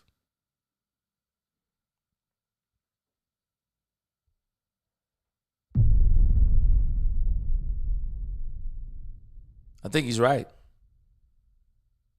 I said it early in the season. I think he's right. Jerry Jones is partially responsible for this. But I'm going to tell you some things that I observed from the whole season. And I've been saying this. Y'all remember when I said that Dak indicted Mike McCarthy? Because Dak kept talking about practice. We're not practicing good enough. We're not practicing good enough. He was saying that people aren't studying good enough. They're not where they're supposed to be. They don't know their assignments. Dak kept saying stuff like that. And then we noticed Dak was throwing balls. You know, there was a few of those passes that Dak threw to CeeDee Lamb as if he threw them to a spot. And CeeDee Lamb wasn't at that spot. And I think this is exactly, you know, like I said earlier, I said we're watching a quarterback that's frustrated with his team. He's frustrated with his coaching. We've seen where CeeDee Lamb and Dak Prescott having these conversations on the sideline. And we are watching, y'all. I'm telling you, I think there's no chemistry. This defense, there's no chemistry. There's no chemistry because some of these are the product of a Dan Quinn system, and they don't like the system of Mike Zimmer. I think Mike Zimmer's system requires too much discipline and fundamentals for some of these players. I think it does. It requires patience. It requires you do your job, know your assignment, stay in your lane.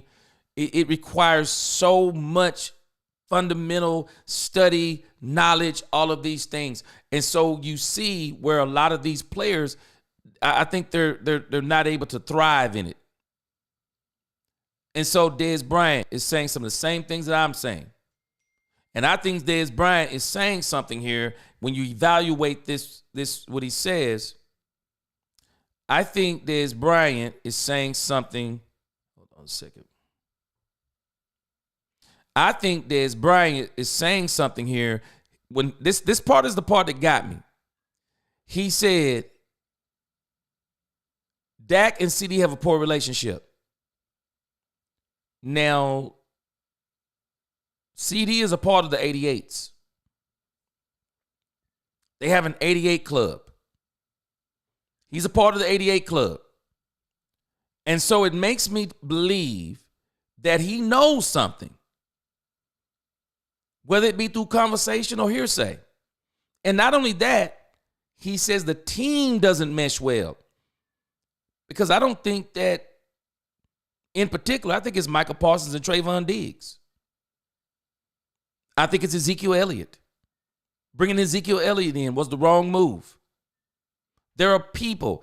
I think there are people on the team that don't like people on the team. I think Dak Prescott likes Micah Parsons. I think he likes Trayvon Diggs. I don't think he likes them as teammates. And they may feel the same. But he doesn't like them as teammates. I don't believe that he does. This team's got some issues. And the one that really got me, Dez Bryant said, Micah's podcast is an issue for some in the organization. I wonder who.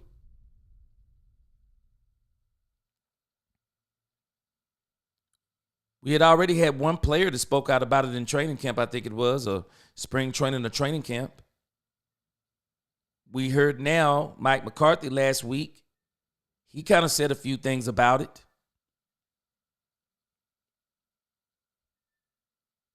I think the one who likes it is Jerry. I don't think the players like it at all. Trayvon Diggs is cool with it because he comes on it. But I don't think the other players like it at all. And then when I look at his productivity, when I look at Micah Parsons' productivity, Micah Parsons does way too much talking to have the kind of productivity he has.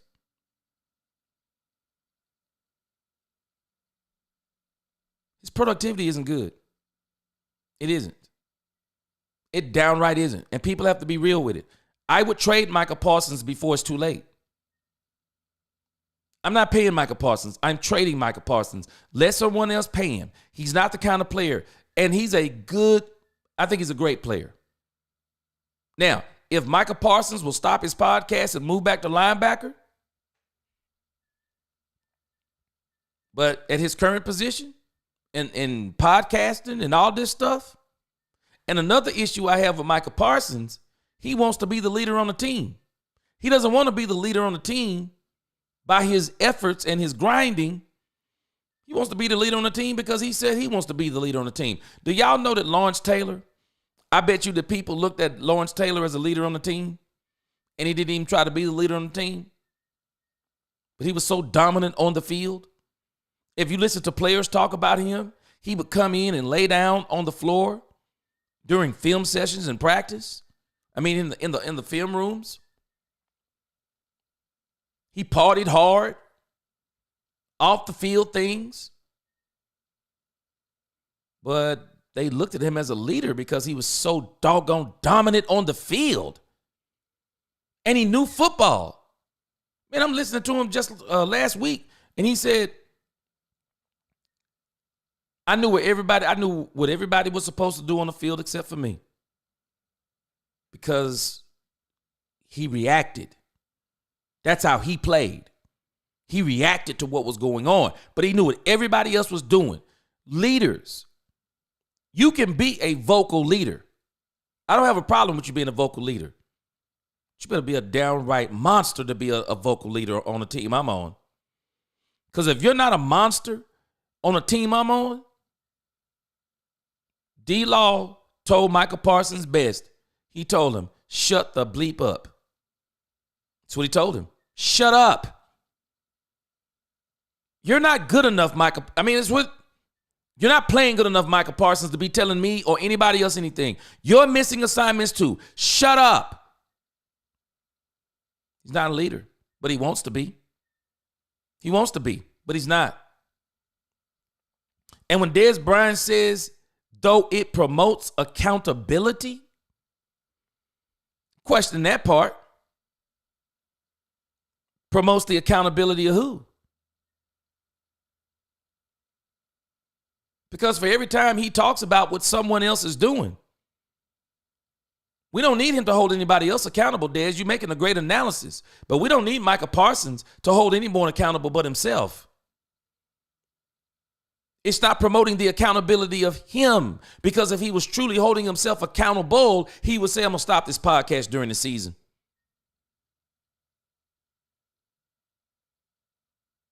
Some say it don't matter what you do when you're off. Dak Prescott doesn't think that because even Dak had been saying, what do people do when they're away from the facility?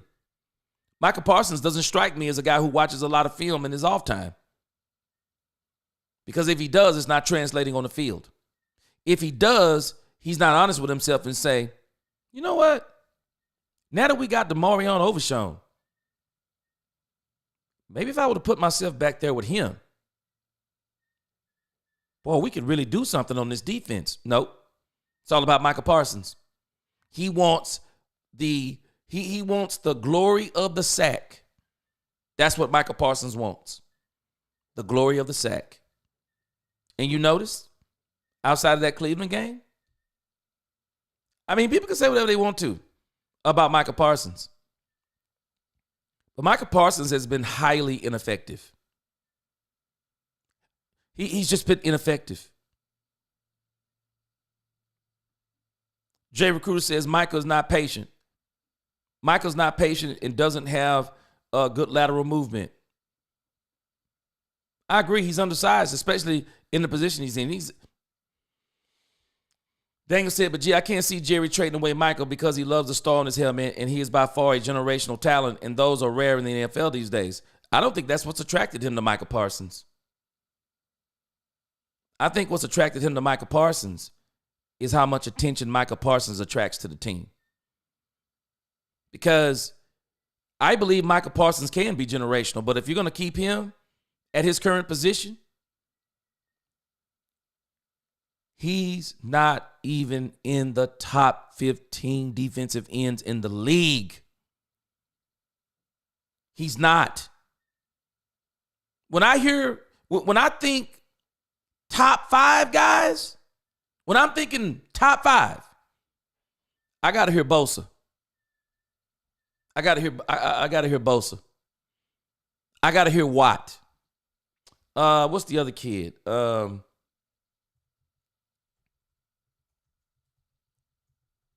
I think it's the kid over in Cleveland. Let me make sure. I think he's a defensive end. Now, he might not be a defensive end. Let me see. What's the kid over in Cleveland's name? Myles Garrett. Okay, that's what I thought. Myles Garrett is a defensive end, right? When I think top defensive ends in the league, these are the names I think of. And I don't think of Micah Parsons at all. He doesn't even come in the conversation for me. Hold on just a second. Freddie says, I'm telling you, Michael acting like a straight, Yep, me first, F the team. He is. He is, for real. You can't lead me in performing worse than me. Woo! Can't do it. That's why D-Law told him to shut up. Sit down.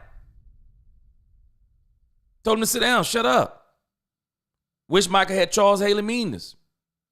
I do too. Roberto says, yes, he does. Micah has had 2 sacks since his return from injury. And my problem with it is, and nothing else, if you're going to be my defensive end, I need you to be in on tackles too. He can't. He's too small.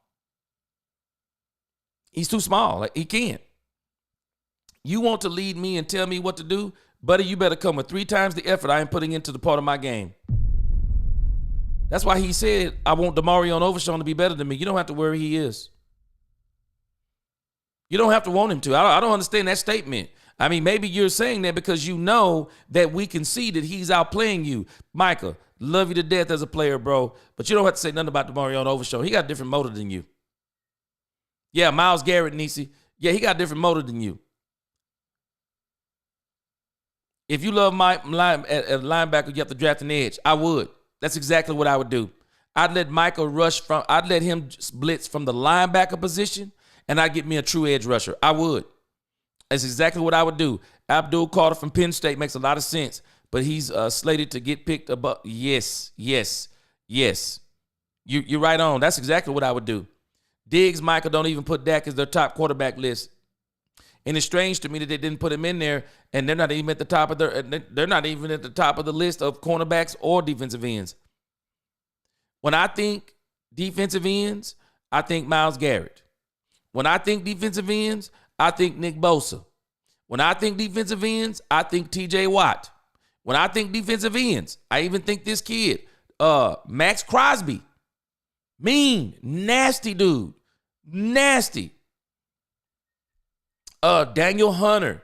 This kid, Trey Hendrickson for the Bengals, jumping off the TV screen. What was that, Monday Night Football? He's jumping off the TV screen. He was a Monday, either Thursday. He was jumping off the TV screen. Micah Parsons don't jump off the TV screen. He's easy. He's easy to block. He is. Because he's too small to be playing that position. Nisi said, D-Law should have also said, until you record more sacks than me. Your first 4 years, then you can't talk. Exactly. Micah Parsons, I'm telling y'all, the scary thing about him, it's his potential. And that's what makes them allow him to keep doing what he's doing, potential. But the Cowboys are poor at player development. Even players who are good and great, even great players need development. And great players like to be coached. That was one of the things about Tom Brady. I think he liked Bill Belichick's coaching. I'm not sure he liked him. I'm not sure he liked him as a person. I think they do now. But I think Tom Brady liked the fact that he coached him hard. Because that's what helps bring out the greatness. Daniel said, I have a question. If you get a top 5 pick in next year's draft, would you want to trade down and get multiple picks or stay where you are and hope that you hit your pick? I'll say this. If your pick is Ashton Jeanty and he is not available on the board, I actually would trade back and get two number ones. I would. Because for me, if there are teams that are desperate for a player, I don't know, maybe I just look at this different. There are certain players that I'm going to say no matter what, I'm going to get that player. But there are certain players I look at and say, I don't see what the big deal is about this player. So if I got people behind me that want that player and I own that spot, can I build my team better with one player or can I build my team better with 3 players? And a lot of times those first round draft picks, you can parlay them into 2 or 3 or 4. I'm trading back. I'm trading back. I'm just going to get more draft picks. I'll trade back. I'll take your number 1 next year. I sure will. I'll take it. I don't care where it is. I'll take your number 1 next year. And then I'll get your number 1 this year, your number 1 next year, and if I'm really feeling frisky, and I'll take your 2nd or 3rd this year too. I would. I trade back. I'm going to build my team up. I'm just going to build my team. Jose, by leaving Dak off their top 5, Diggs and Micah, their ignorance of the game and their need to learn it better. And you know what? And it's also exposing them too, Freddie. It exposed them. Because if you're going to leave him off, then you better, I'm telling you, if I'm going to leave somebody off, you better believe I'm going to be top 5. You can't be, you have to be in the top 5 to me to leave folk off top 5. I mean, that's just my thought process. Team scheme against Micah. He needs to go to linebacker. Yep. Our defense would be a lot better. Those linebackers would be really freaky fast. Yep. He's small. Oh, he on the edge? Put a tight end out there. Oh, he on the edge? Okay, we'll let the running back chip him. That's what happens. That's what's happening to Micah Parsons now. That's what's happening to him. He's easy to scheme against. Daniel says, I like that answer. My thing is that if Mason Graham or Abdul Carter are there at 9, oh, hold on. You talking about that dude from Penn State? No, I ain't letting him go. You know what? This kid from Penn State that you're talking about in particular. So now the question becomes this. So if I don't get Ashton Jeanty, now I got to start thinking down the line. Okay, so if I don't get Jeanty, then which running back can I get that would still be life-changing for the team? That's what I would be looking at. Who is ranked behind Jeanty? I don't even, matter of fact, because I don't follow college football like that. I'll be looking at it more as the season get towards the end.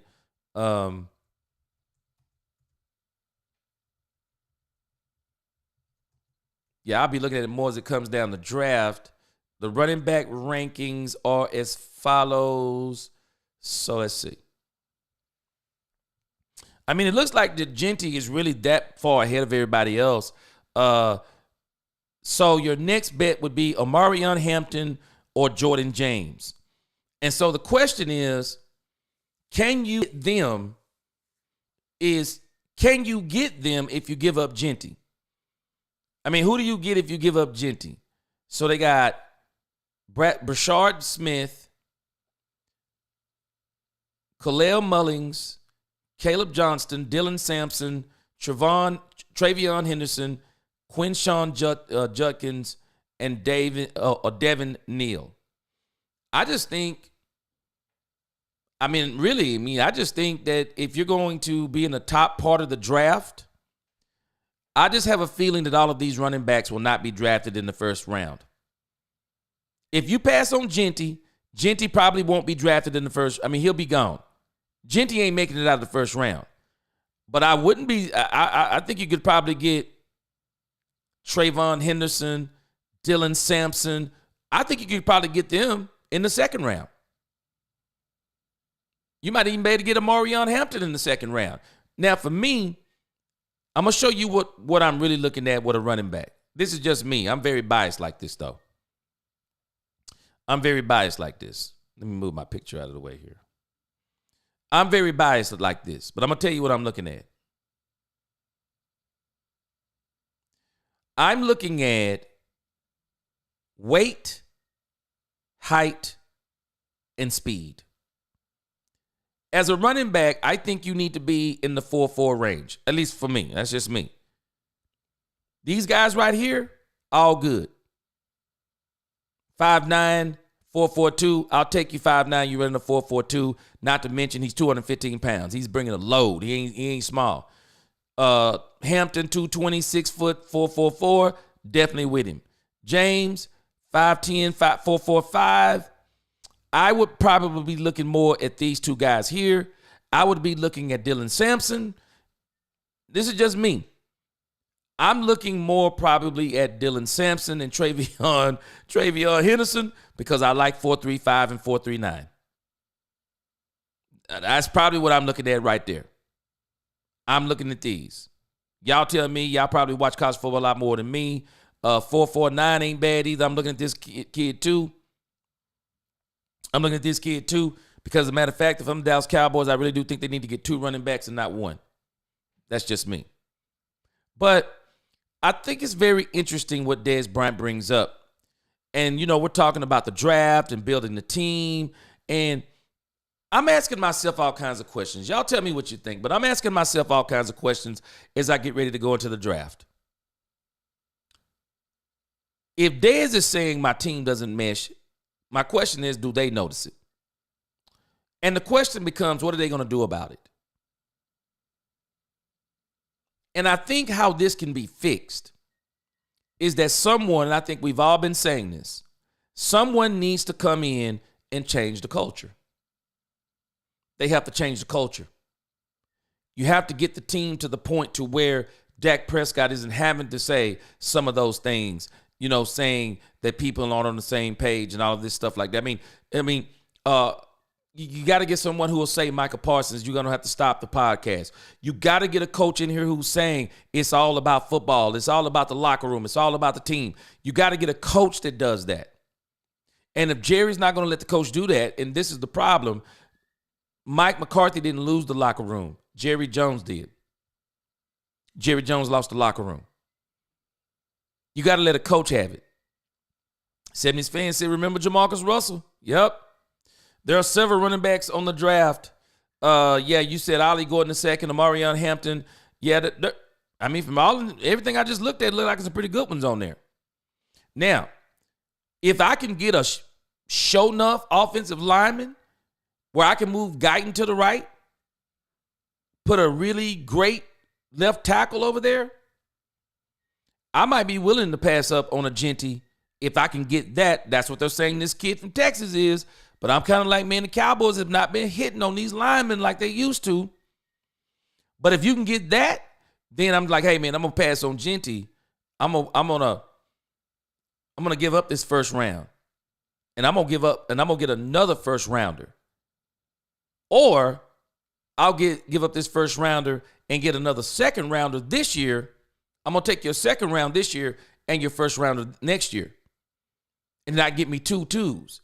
And then I can still get me, because I guarantee you, if you don't get Genty, those other running backs look really good. And from everything I've been hearing, one of the things that I've been hearing people complain about with the Ashton Genty thing is the competition. They're talking about the competition he's playing against. And so that's always something you have to look at too. And when I see kids running against the best competition, you cannot ignore that. And so you could probably get some backs, get a back that would be maybe not Genty, but be not too much below. Parsons disappears when he's double teamed. And when you get in his head, it's a pattern with this team. Get in their heads, you win. Same thing with CeeDee Lamb.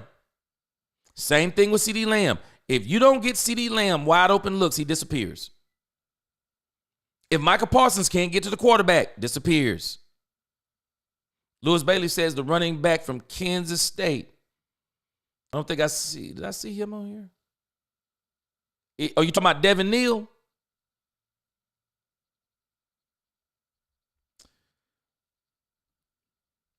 Fantasy football has ruined the sport. Yep, and so is betting. Both of them have. Both of them have ruined it. Chris DeVault says, this is the crazy part. The fact the media started comparing Micah to LT. That's probably why Micah wanted to be moved to be defensive end. Worst thing ever happened to him. Worst thing ever happened to him was that comparison. It is. And that's why when people start trying to compare players like that, I'm like, hey, man, slow down. Slow down, man. Slow your roll. Slow your roll, man. You start talking about a person like LT, man, people do not understand obviously how dominant this man was. Nah, bruh. I don't deal well with them comparisons. If Genty gets picked ahead of me, I would get Abdul Carter or Mason Graham at number 9, draft Omarion Hampton at number 2, and draft Damian Martinez from Florida late in the draft. Okay, we're going to have some draft shows once the season is over. I mean, what else we going to have to occupy ourselves with? Freddie says if we don't get Genty, try to get the running back from Oregon or the running back from Washington State. Yeah, you're talking about Jordan James. Okay, talking about Jordan James. I don't see the kid from Washington State. Don't look like they have him in the top 12. Yeah, I don't see him in the top 12. But I do think there will be some great running back options out there for the Dallas Cowboys.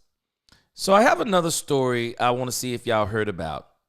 And then this will be our last story for the day. But I just had to pull this one up.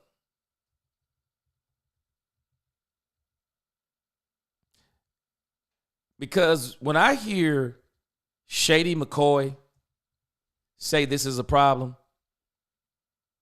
when I hear him say it's a problem, knowing some of the stuff that he said, man,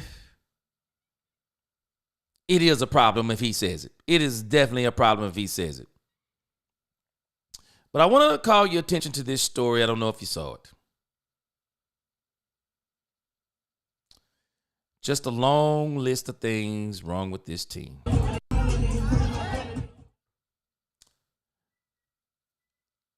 This is Trayvon Diggs and CeeDee Lamb after getting mollywopped by the Houston Texans.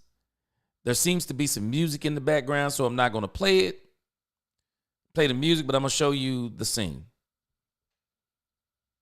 This is them at the club after the game.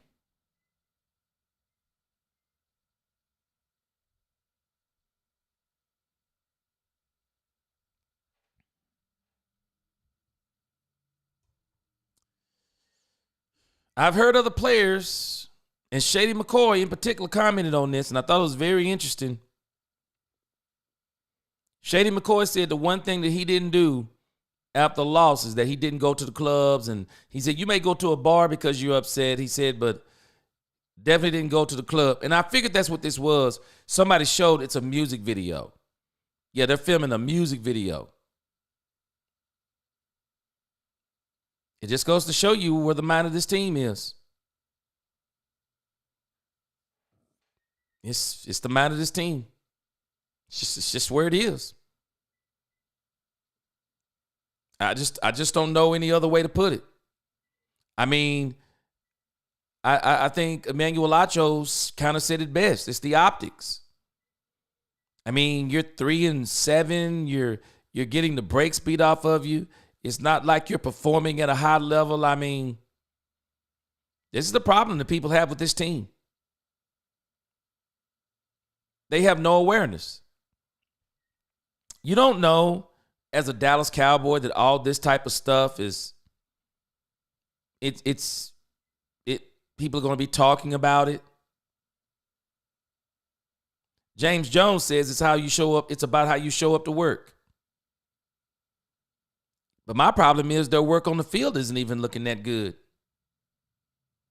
You know, everybody's got their different opinions. Some people are good for them. The Cowboys are no good. I just don't. I'm just telling y'all, this is the stuff that Dak Prescott's talking about. It is.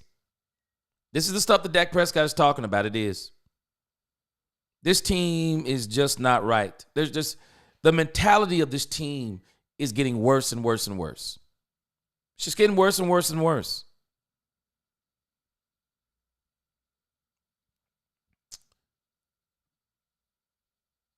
Freddie says we don't want Genty to get either running back from get the running back from Oregon or Washington. Georgia could make sense. The running back from Georgia. Nisi says, that's why I say Ray Lewis, but Overshown has shown me he wants that honor. Oh, yes. Yes. Yeah, he working hard for it. I don't know if they're sold on Brock Purdy. Man, no. I don't think Kyle is. My goodness, Lamb, why you there? Filming a music video. They rather film a music video instead of putting in work on to the team. That's it. CeeDee is a...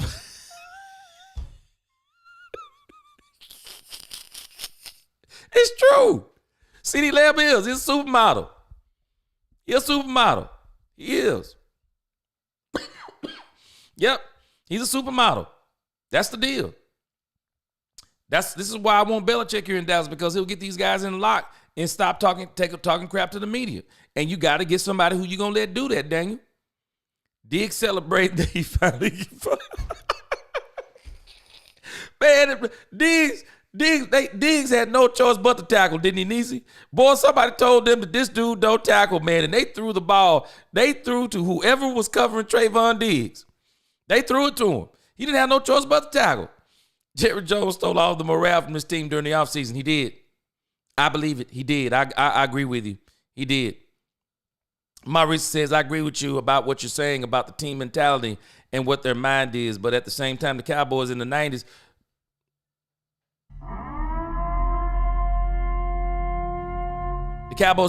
used to party all the time. They had a special house. Now, this is where I say Deion can help them. They call that house the White House. See, Deion comes from the era that we come from, Maurice. I used to go party and do whatever I wanted to do. 5 o'clock in the morning. Had to be at work at 6 o'clock. Guess what? I'd be at work.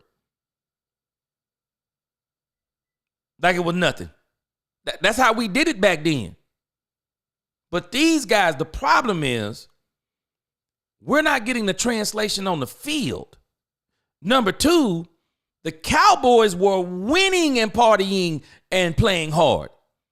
They're not winning. And in some instances, we're seeing where they're not even playing hard. If you play hard and you win, party hard all you want to.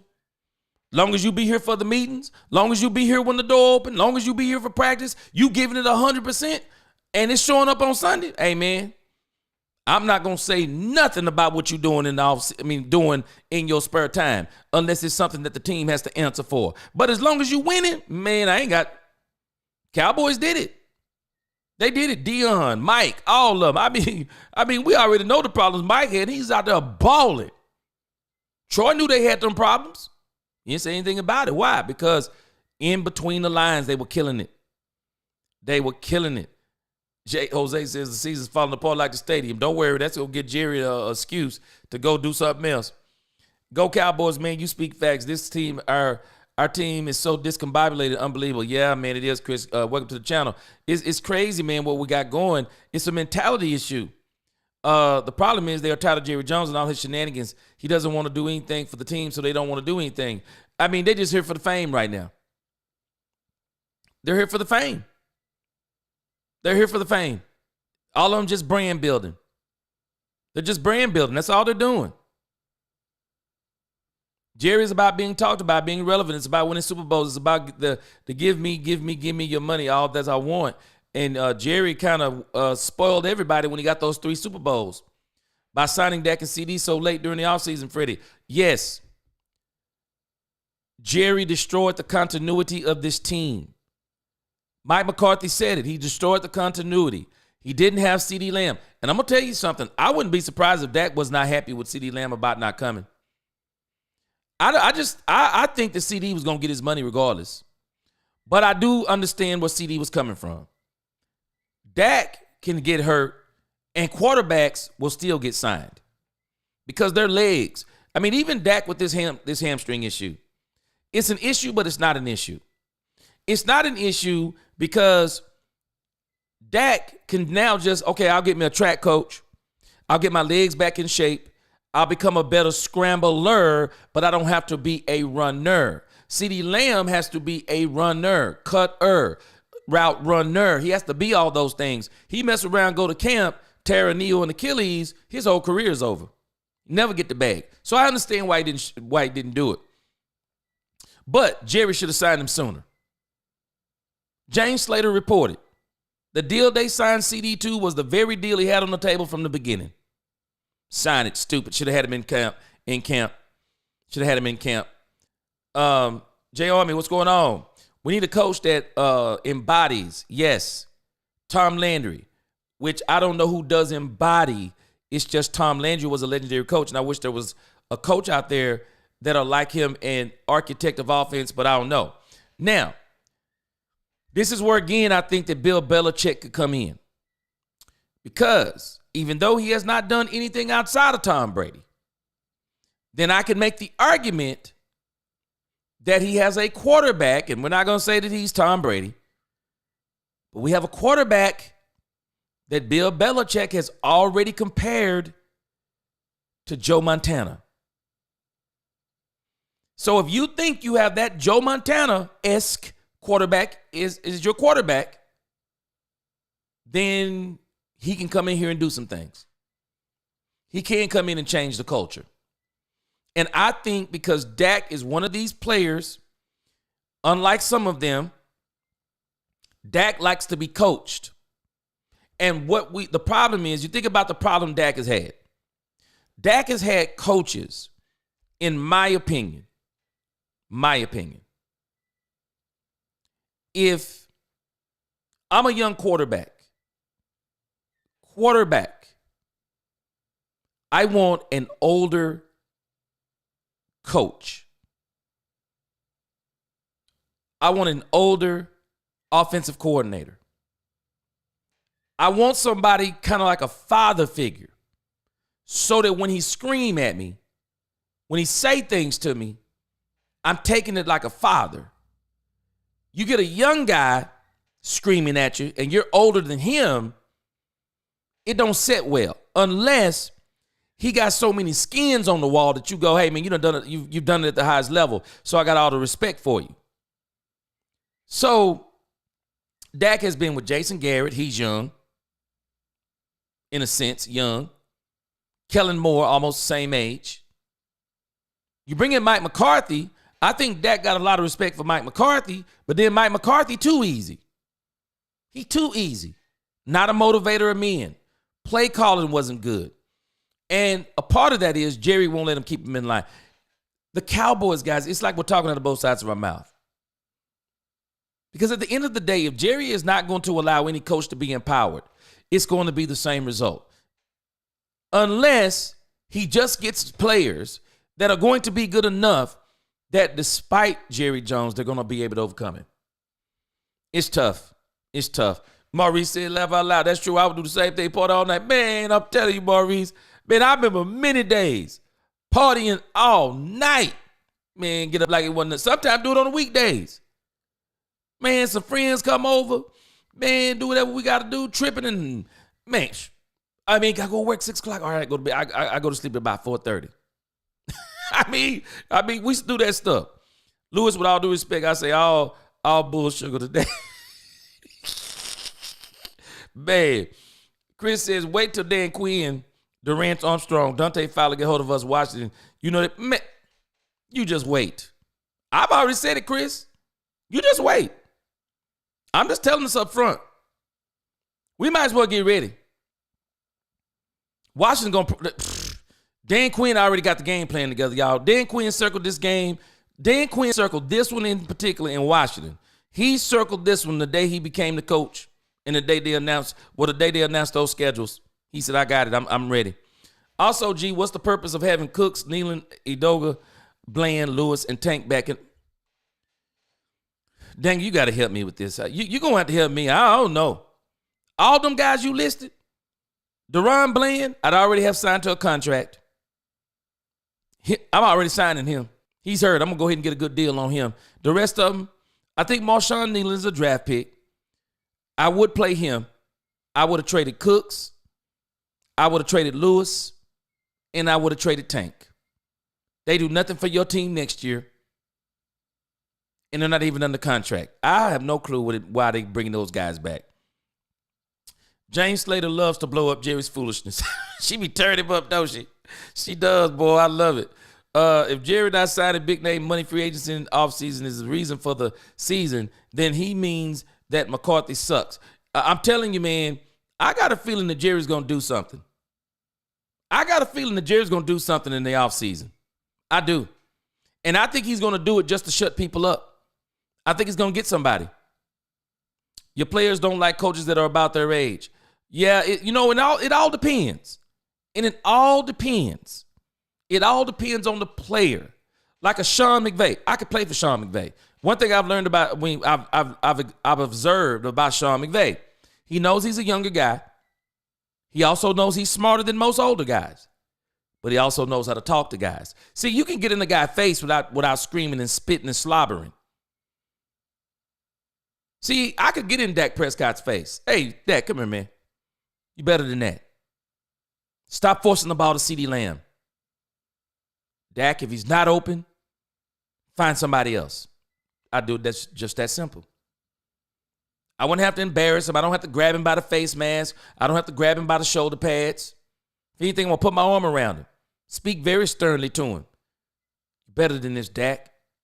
I know you saw that. Stop forcing the ball. I'm going to go over there and sit my butt down beside him on the sideline. I never understood why Mike McCarthy, who's calling the plays, Dak has a bad series. Why are you not over there sitting beside him, being in his ear? Don't give me he's a 9-year vet, 8-9-year vet. Yes, he does need you in his ear. You're the doggone coach. Tell him, man, hey, no, we're not doing that today, Dak. No more of that. No more turnovers. Protect the ball. I don't care what Jerry says. We're not forcing it to CeeDee Lamb. We're not doing it. Sean McVay, I think he's a very good respecter of men, and I think he's highly respected. But me, I would prefer someone older that knows what they're doing. Landry took the team to the Super Bowl with only one player, Preston Pearson, having been acquired through a trade. 99% of that team was acquired through the draft. But Tom Landry was a very great. Tom Landry was a great player developer. He really was. Lewis said they say that's what Lawrence Taylor used to do and play like hell the next day. He did. He told the stories. He'd be sleep in the film room. Everybody watching like, what's going on? And the coach is like, hey, you can't do like him. Unless you turn up the league like Lawrence Taylor, you can't do what he do. If Landry was able to do it, why can't, player? And you know what? I'm going to tell you something else. Free agency kind of tore up player development too. But the good teams can do it. The good GMs can do it. They can. You just got to get your team. You got to set your team up to a point. to where you don't have to be trying to fix your team through the draft. Once you get your guys set, you just go in and start building the best players and putting them behind players. And then before you know it, you got a good farm system. Is the reason why they're bringing those guys back is because they're fighting for a roster spot next year? I don't think they are. Now, Jordan Lewis, I'll be honest with you. If I would actually re-sign Jordan Lewis. He's only been the best defensive back they've had the whole season. I'm probably going to re-sign Jordan Lewis. A lot of people talk about how good Jordan Lewis is in the league, opposing teams. Jordan Lewis is really good. So I'm signing Jordan Lewis. He's probably a part of the plan. He's probably a part of my 2 to 3 year plan. I would keep Jordan Lewis. I would go ahead and sign DeRon Bland. But I would also go in the draft and get me another cornerback. I'm getting ready for trade. See, this is player development. I'm not using DeRon Bland to replace Trayvon Diggs. No, I'm already about to go in the draft and get me the cornerback that's going to replace Trayvon Diggs. I'm going to let him develop under Trayvon Diggs, under DeRon Bland. They're in a situation now. If DeRon Bland can get fully healthy again, they have a situation now like a cornerback. Go get a cornerback. Get the cornerback before you need him. Re-sign Jordan Lewis, sign DeRon Bland. Get you the cornerback before you need him. I'm not sure about Kalen Carson. We'll see. We'll see. I'm not really sold on Kalen Carson being getting tore up. Nisi said the rebuild is on and won't be surprised if Micah has already shared the game plan with DQ.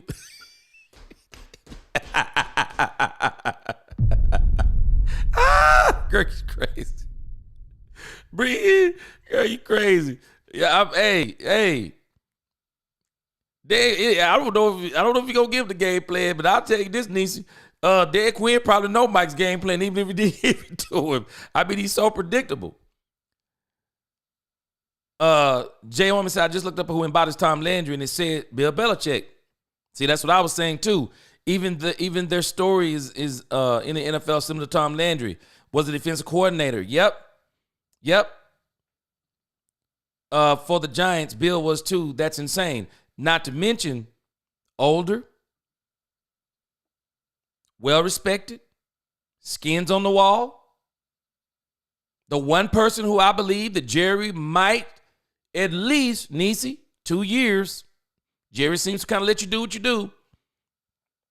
And I think the Cowboys are in a situation to where they're not going to be rebuilding like the Raiders. They have their quarterback. They have their wide receiver. They have some pieces on the line. They have some pieces on defense. They got players to where the Cowboys are not, even though, Nisi, yeah, we're calling it a rebuild in a sense, but really it's a rebuild as in tweaking. We're tweaking some things. We're not a full rebuild. We're kind of like the house, you don't tear it down. You say, oh, okay, you know what, with some better floors. Kitchen looks real good. Maybe put in a new refrigerator. Go all stainless steel appliances. But we don't have to gut and tear out the whole kitchen. I like the marble countertops. You know, I like the island. I like these things about the kitchen. I like this about the living room. Let's put in some new ceiling fans. That's the kind of rebuild we're doing. We don't have to worry about saying, man, we got to start from the quarterback, because to me, that's the hardest, to start from the quarterback, because then I got to not only get the quarterback, I got to give him a year or two to get his feet up on him. You don't have to worry about that with Dak. Got the quarterback. You got the wide receiver. I mean, you even got the second running back. You got Rico Dowdle. Rico Dowdle, I'd probably let him be my second, third running back, depending upon what it looked like, what I get in the draft. You got some pieces already. So the Cowboys won't have to worry about doing that total rebuild. They just need to add some pieces. And I think that's what's attractive to Bill Belichick. What got Bill Belichick after Tom Brady, y'all, was the quarterback position. He was in games defensively because Bill Belichick is a defensive guru. He is. His problem was the quarterback situation. Quarterback, wide receiver. Dallas already got that. Already got him under contract for 3 years. So all you'd have to let Bill do is come in and get that defense, work on that defense, get that defense better, get that culture fixed. And I think with the Cowboys, they're going to be right back in contention next year. And then the year after, if it doesn't happen next year, I predict 2026 is going to be the chip for the Cowboys. That's what I think it is. I think 2026 is going to be the chip for the Cowboys. Daniel said, I would like to see Bland have a pick 6 this weekend against the Commies, though.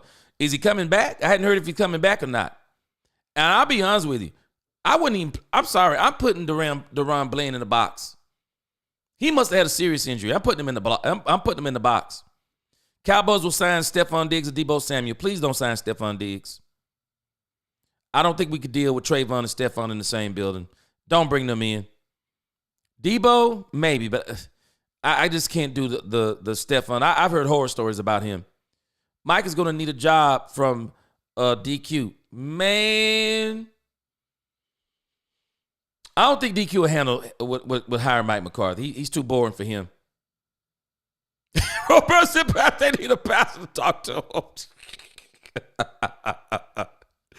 If no coach can take their teams to the Super Bowl without signing big money free agents, then that means that every single coach in the league sucks at developing their players. I think some of them just do it better than others. I think some, they know how to supplement. Mike McCarthy, this is why I said the Cowboys should move him into a consultation area, because he said it perfectly. You can supplement through free agency, and then you can get your depth through the draft. And then you let that draft, they're developing under the veterans. And then when you go to the draft, you're just drafting the best player available. And so you don't have these issues like the Cowboys coming up all the time to where you're going to be, okay, now we don't have hardly any players on the contract next season. No, you always got guys on the contract. And so other teams, some of these teams do it better. And as a matter of fact, if you look at what the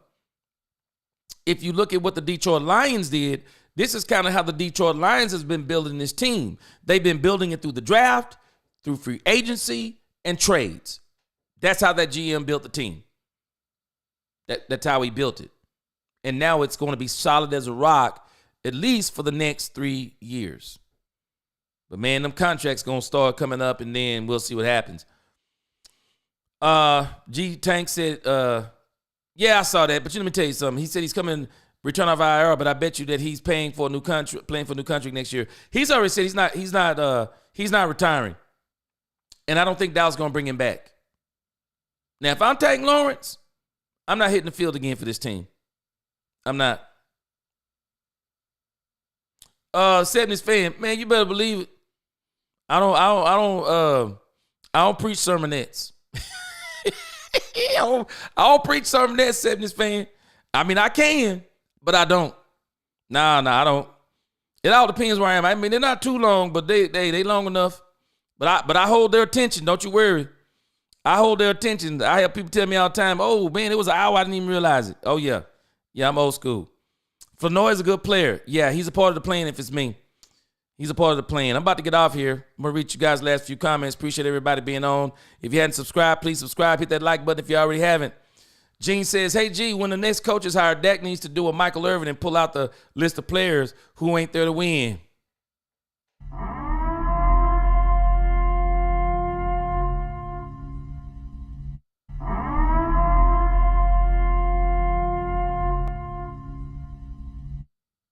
If this was the right type of franchise, if I was Dak Prescott, I'm sorry, I'd already went to the ownership. We don't have that type of ownership. But I've already went to them and said, trade them. I would. I'd already went to him and said, trade them. I would. I'd already went to him and said, trade them. Trade them, I would. If Jerry Jones hired Bill Belichick, do tell him, give me 3 years to give me a Super Bowl. I give him 5. Let's see, wait, Dak, 4-year deal. I say, give me 4. I'd say give me 4. I got a strange feeling that a lot of people think that this is going to be it for Dak.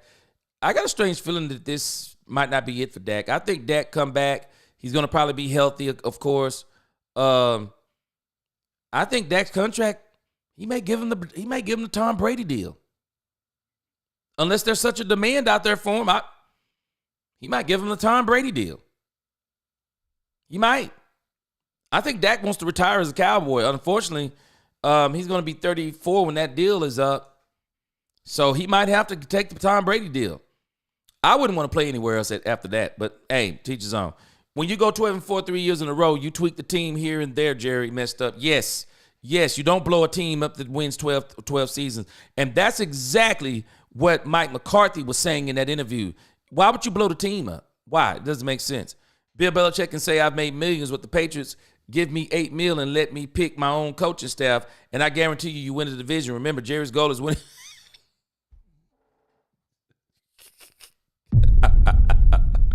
Man.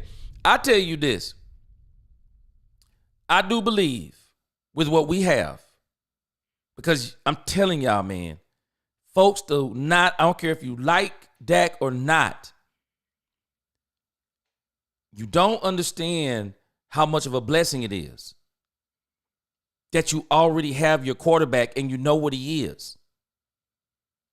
So now that you know what he is, he's under contract. Now you just go offset what he isn't. You don't complain about what he is not. Now you go say, we know what he is not. So let's now go and nullify what he is not. All these teams are doing this. Baltimore Ravens simply said, Lamar Jackson keeps throwing interceptions down the stretch. Teams keep taking away his legs every time we get into the playoffs. How do we fix what he is not? How do we fix it? I know what we do. Let's go get him a running game, so he doesn't have to run the ball all the time. And then, because they're trying to focus so much on stopping Derrick Henry, now he will be free to run whenever he wants to. That's what you do. You go out and get him a wide receiver. You go out and get things to say. Maybe he needs a better wide receiver, another wide receiver. You do what you got to do. You don't blow the team up. You don't. But we're going to see. But I can tell you this. I don't see Deion Sanders coming here, y'all. I don't see that happening no way, no how. I don't. And I do think that Bill Belichick, we're going to have to put some things in writings for Bill Belichick for him to come here and be the coach. There'll have to be stipulations. And I believe they need to get the coach as soon as the season ends. They need to start interviewing and have that coach by the Super Bowl or right after the Super Bowl make that announcement and have him in the draft room. What's going on, Angie? You said I need an organ. I may have to get me one. Yeah, I'm at the 5B1. What's going on, Angie? I'm about to get off here. But I appreciate everybody. Man. I don't know about y'all, man. I'm telling you. The internet wasn't around when the Cowboys went through the issue they went through in the 90s. And even in some of that early 2000 stuff, but it is now. Man, I'm here for all the smoke. All the smoke. We gotta keep our fans encouraged. Keep them in reality. And just keep hope alive, y'all. Even though I know we hoping against hope in some of these situations. But I do think the Cowboys are about to make some kind of strange turnaround this coming season. Jay Army says he bought Zimmer back. Man, I'm going to tell you though, Jay Army, I think the defenses look good. I think their problem is the players have been letting them down. I mean, Trayvon Diggs won't tackle. Trayvon Diggs getting burned. Trayvon Diggs taking bad angles. I mean, Kalen Carson out there. I mean, I think Mike Zimmer has been fine. I think the problem is these are Dan Quinn type players. And so he can't do anything with them. But maybe if they give him another year, but I think I want to see Al Harris get his opportunity. I want to see Al Harris get his opportunity. I want to see what Al Harris would look like as defense coordinator. So I would love to keep him also in a consultation role. Maybe him mentor Al Harris and let Al Harris do his own thing. I do. That's going to do it for me, guys. That'll be my time. Got to get out of here. Make sure you like, share, subscribe, hit that notification bell. You never know. I might be back late tonight when everybody go to bed. Let's talk Cowboys, where we talk facts. Peace.